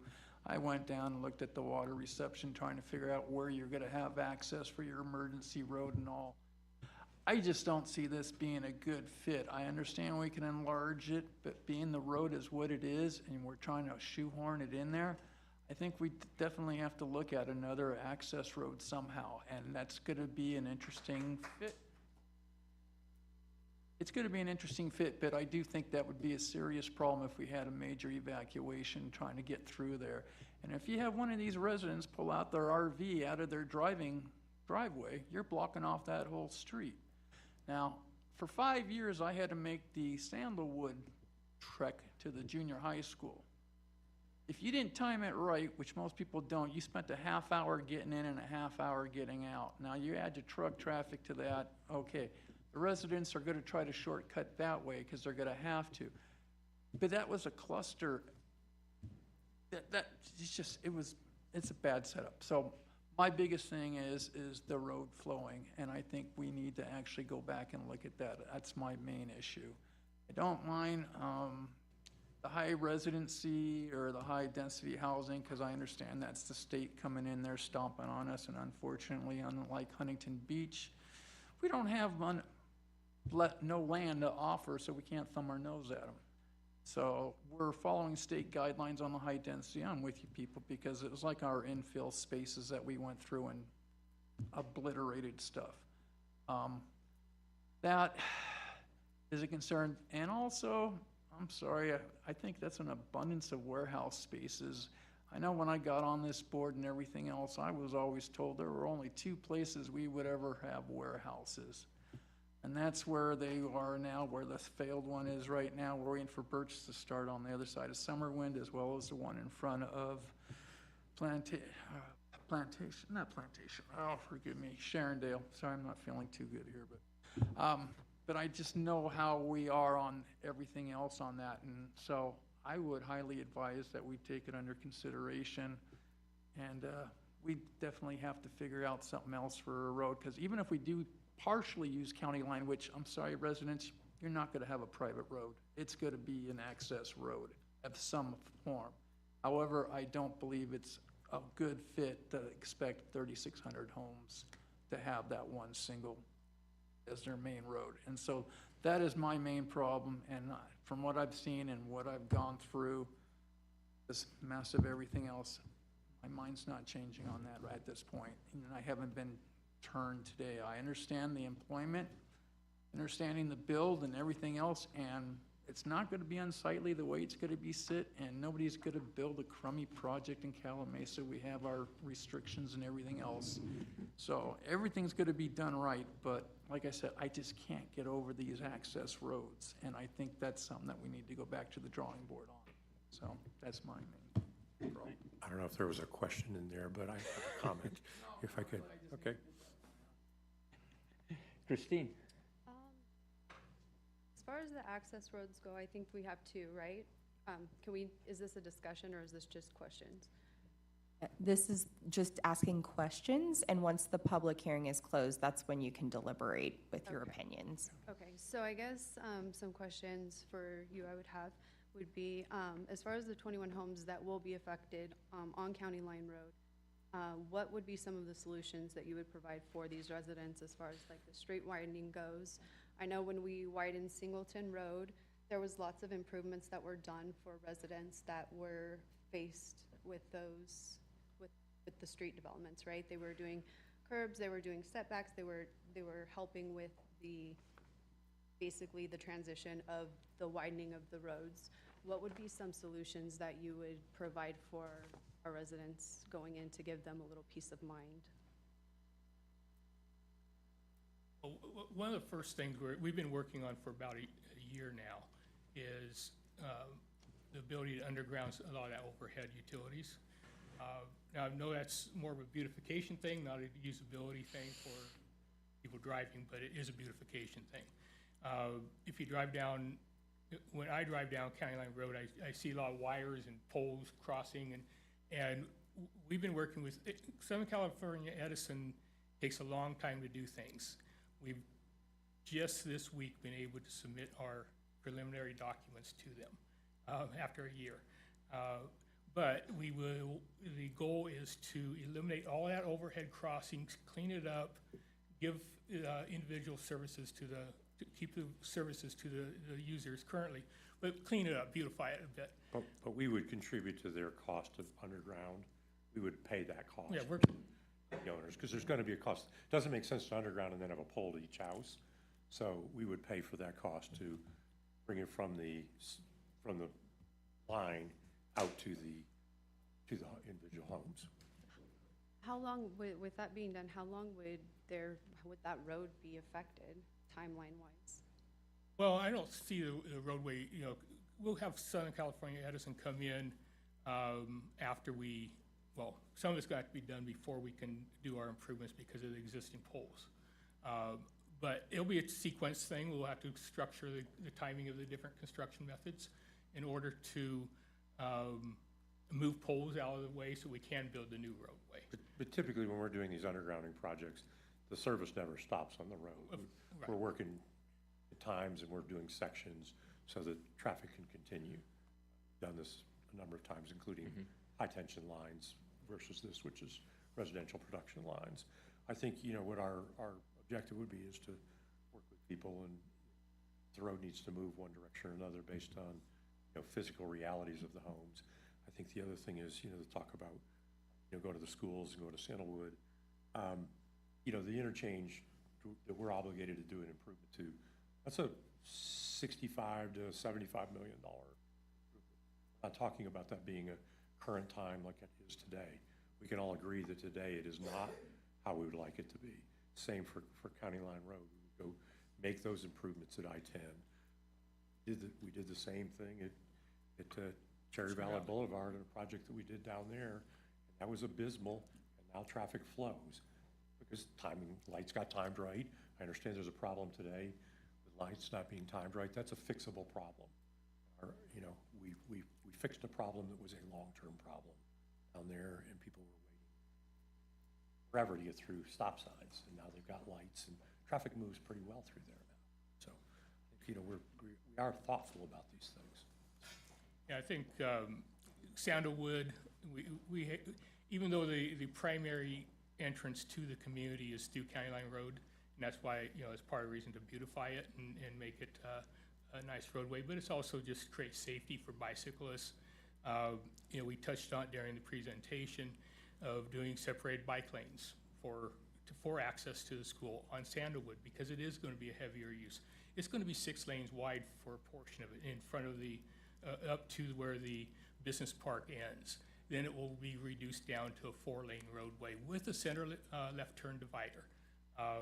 So it's, even where it goes down to a 4-lane roadway with a center divider, that's a massive road to get traffic in and out of the community. So not all of the people are, you know, not 3,600 homes are going down County Line Road. That's just not going to happen. You got a lot of young families, they're going to have kids, they're going to want to take them to the school, they're going to drop them off at the school, and they're going to hit the freeway. They're not backtracking and trying to figure out how to get back to County Line Road. So it's just, you know, it's the peak volume of traffic for County Line Road during peak volumes, okay, when people are going to work, is about 14,000 an hour. So it's sizable, and we recognize that, and that's why we want to put in bike lanes and make sure it's structurally, yeah. Anyway. But, and the other thing is also talking about the Roberts Road down to Summerwind ultimately. So there's actually 4 points out of the project. Good point. Yep. Any other questions? Anything else? As far as these infrastructure and construction improvements are, the cost of them are quite substantial for making these connections and doing these roads, and they're going to be done right before occupancy, the first occupancy, or ongoing through certain terms, correct? There's a sequencing There's that a sequencing, follows right? the kind of increase in flows, that certain improvements have to be made before we open certain buildings or before we build certain number of homes. Those kind of are all sequenced through and part of our conditions of approval, the underlying traffic report that feeds into the environmental impact report. So all of that gets codified in a document that ultimately the city council would take action on. But there, you know, been a lot of thought into the conditions of approval and how this project moves forward. And we've spent, I don't know, the last year working on conditions of approval in there. So. Funding requirements as well. I know there's, like we've spoke about as far as what's happened with Oak Valley, you know, the stops and the holes against that, kind of leaving everything at a dead end with just a bunch of, you know, nothing really going on. How do we have assurance for, you know, making sure that we don't get stuck in any of these dead end? Well, I mean, there's no way to absolutely assure it, but you do have construction bonds. You have ways that are part of our conditions of approval. As we're building projects, we have to bond what we're doing and do subdivision bonds and you know, prove that we have the fiscal ability to do the project.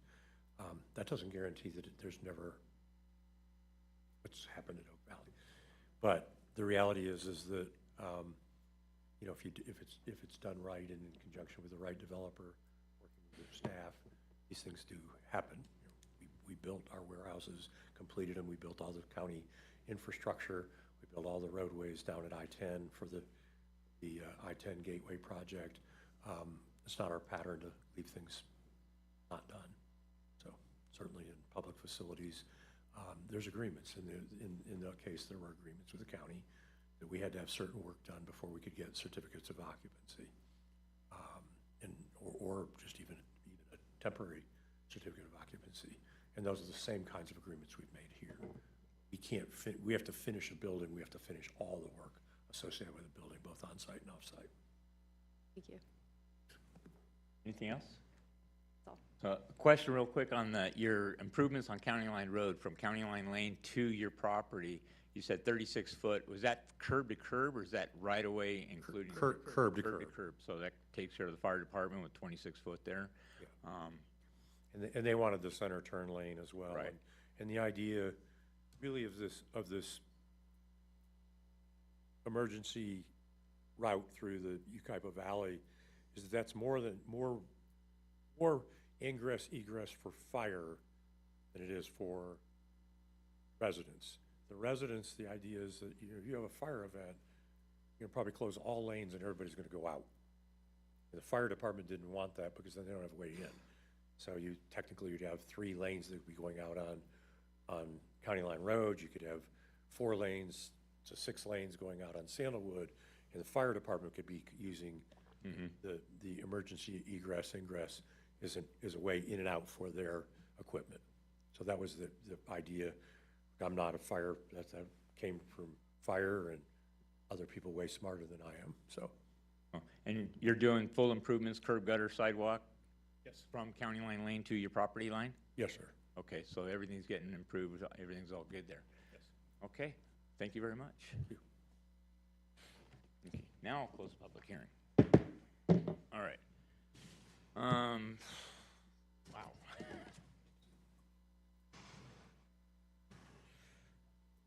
That's a lot to think about. So.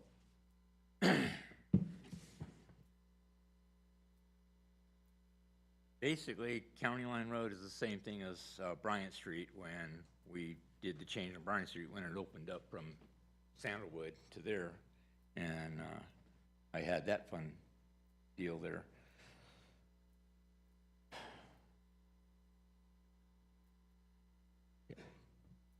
Anything else from the council? I mean, commission, sorry. All right. I think, and we can deliberate right now. We can just talk. Yes, you can deliberate. You can also ask questions of staff at this time, too. So growth is never easy, but it's necessary, and this is a big project, and so there's a lot of considerations.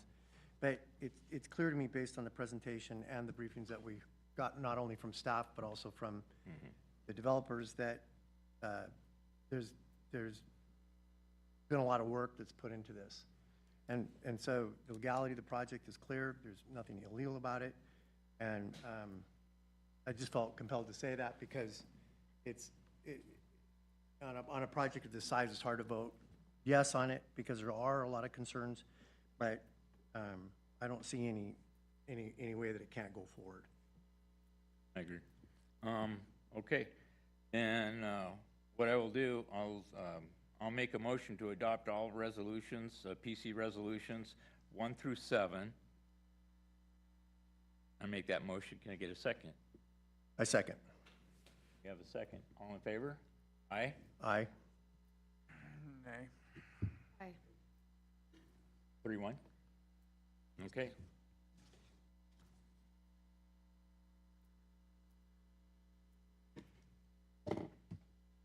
Thank you. Thank you.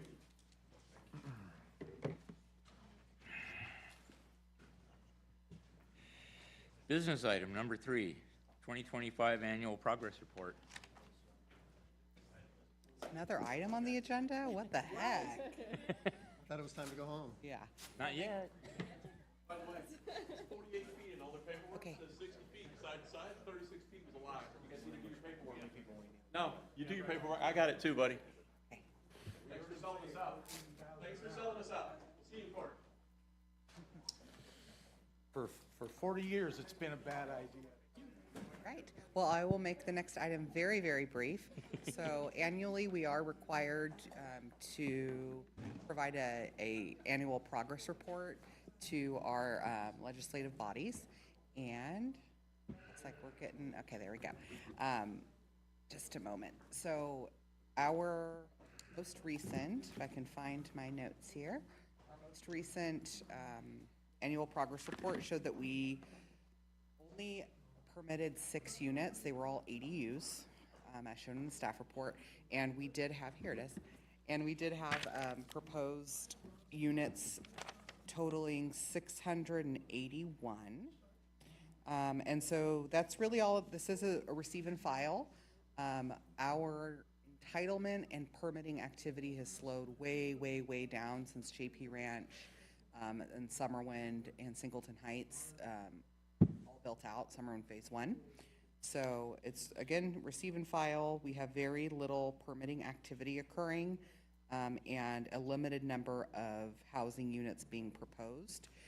The 681 units that were proposed are comprised of 220 units being proposed at the Country Club Village project, 542 proposed in JP Ranch, 7 on West Avenue L, which was the MENA map, and then 2 minor development plan reviews for ADUs. Again, that's receive and file. Happy to answer any questions you may have. Anyone have any questions on that one? No questions. Burnt out. Okay. All right. My brain hurts. Item number 4. I had brought this up for item number 4 for a recommendation to, for a nomination to nominate Christine Van Heining as our new chairman and keep Mike as our vice chair because her term serves out till the end of end of the year. She just got here. Yeah. She served 4 years on the planning commission and did not get the opportunity. And since I have till 2028, I thought it would be a nice idea to let her have the chairmanship and take over. So with a vote, that's my proposal. I'm Chair. making that motion. And your term? Chair Barron, hold Yes. on. I'm sorry. sorry. You're kind of just bulldozing all over my staff report I'm here. sorry. You actually have a couple options, just because of how the municipal code is written. If you looked at your staff report, there is a couple options, and there is another one that was presented tonight just because Commissioner Enciso is not here.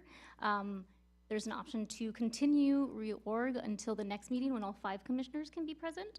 Oh, okay. So the options before you tonight is the continuing. You can open the nominations for chairperson while leaving the current vice chair, or the vice chairperson serves as chair and then we make an appointment for vice chair, or we can consider other organization options. So there you go.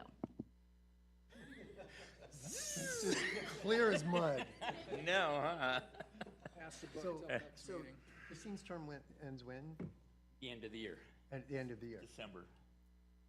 And then she has to get, Yes, so it is concurrent with our current election. So we do have the election that ends this year, and 2 more appointments will have to be made in December. So in January is when our usual reorg happens. So that's why I wanted her to be the chairman, because she served 4 years on the planning commission and was, did not get to be the chair. And I thought it would be good, because I still got till 2028, so Appreciate that, thank you. welcome. Okay, well then, so we wait till next meeting? wait till next meeting? That's up to the commission. All right. I'd say we Let's wait till next meeting. wait till the next meeting. Calimesa is here. Okay?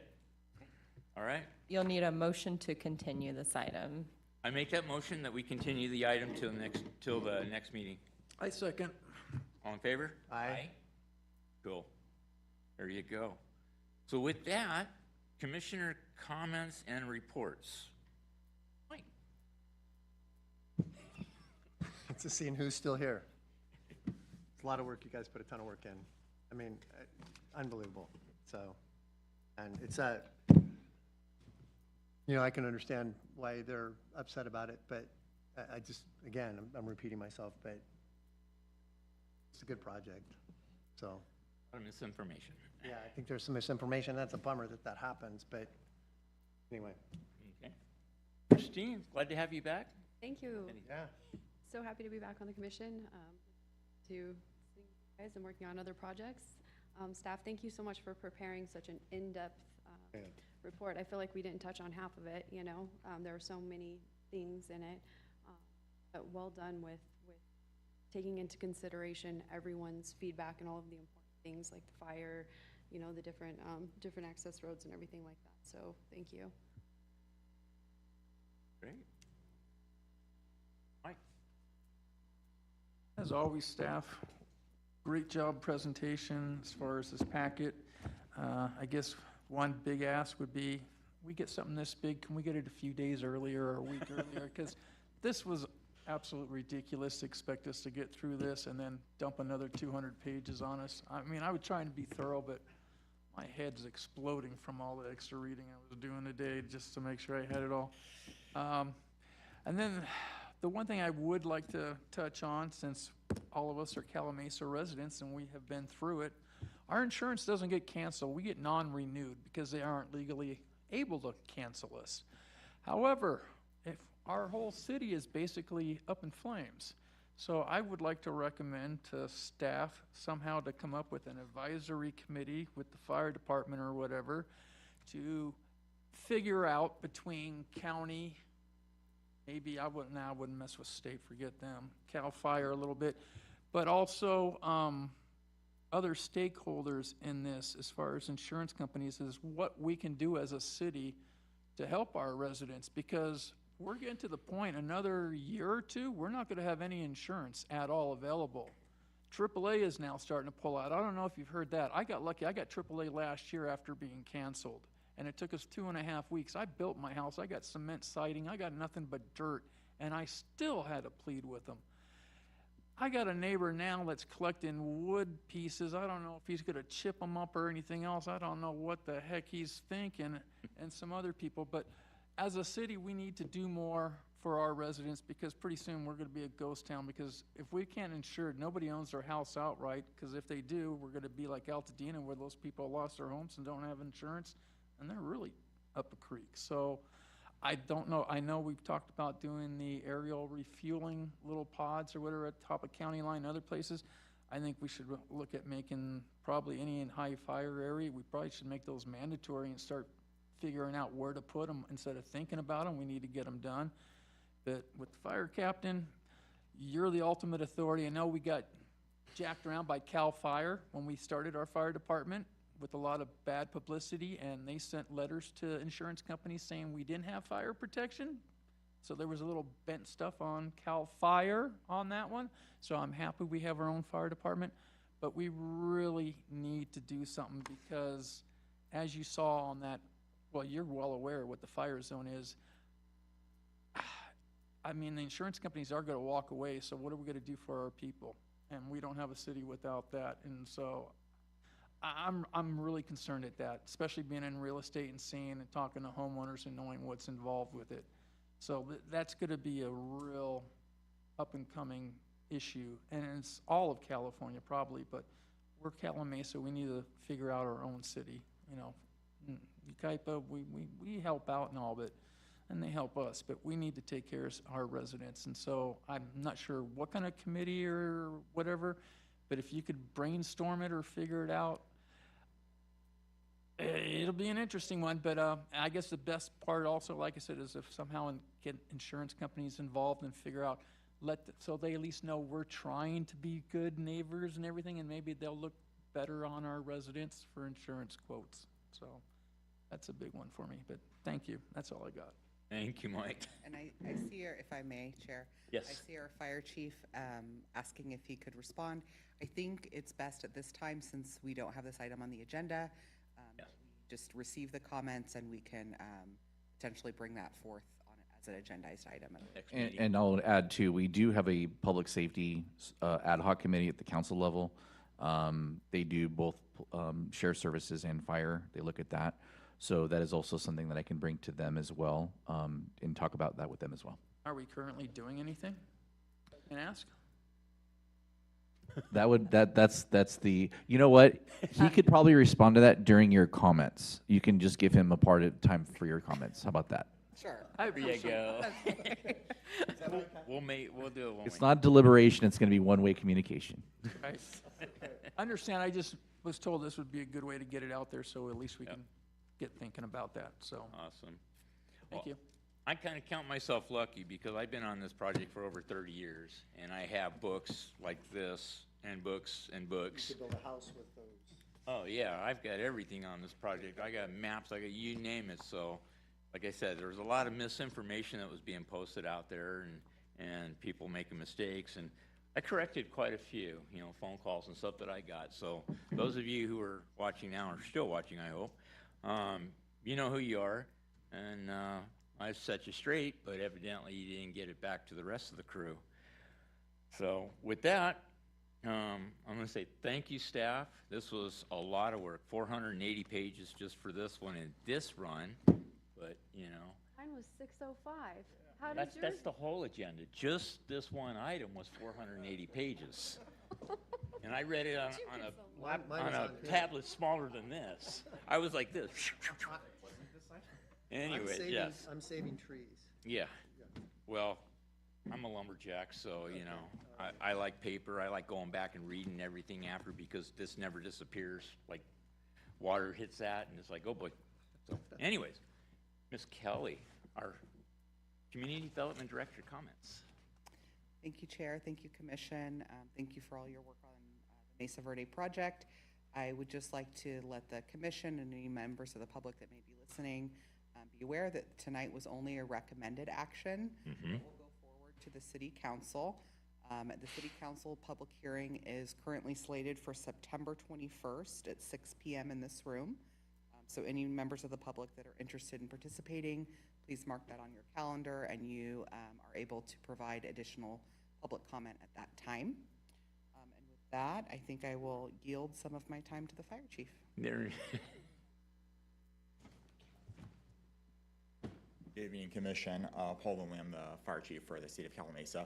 To answer your question, sir, yes, we are currently in a process of looking at options to enhance fire protection in the form of community awareness through the community risk reduction list, fire-wise.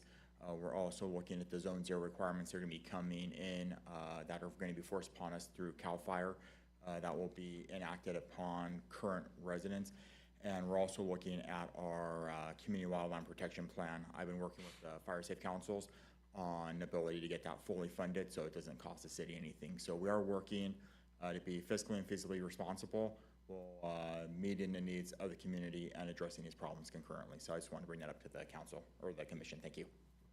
Thank you. Chief. With that, I call the meeting 8:25.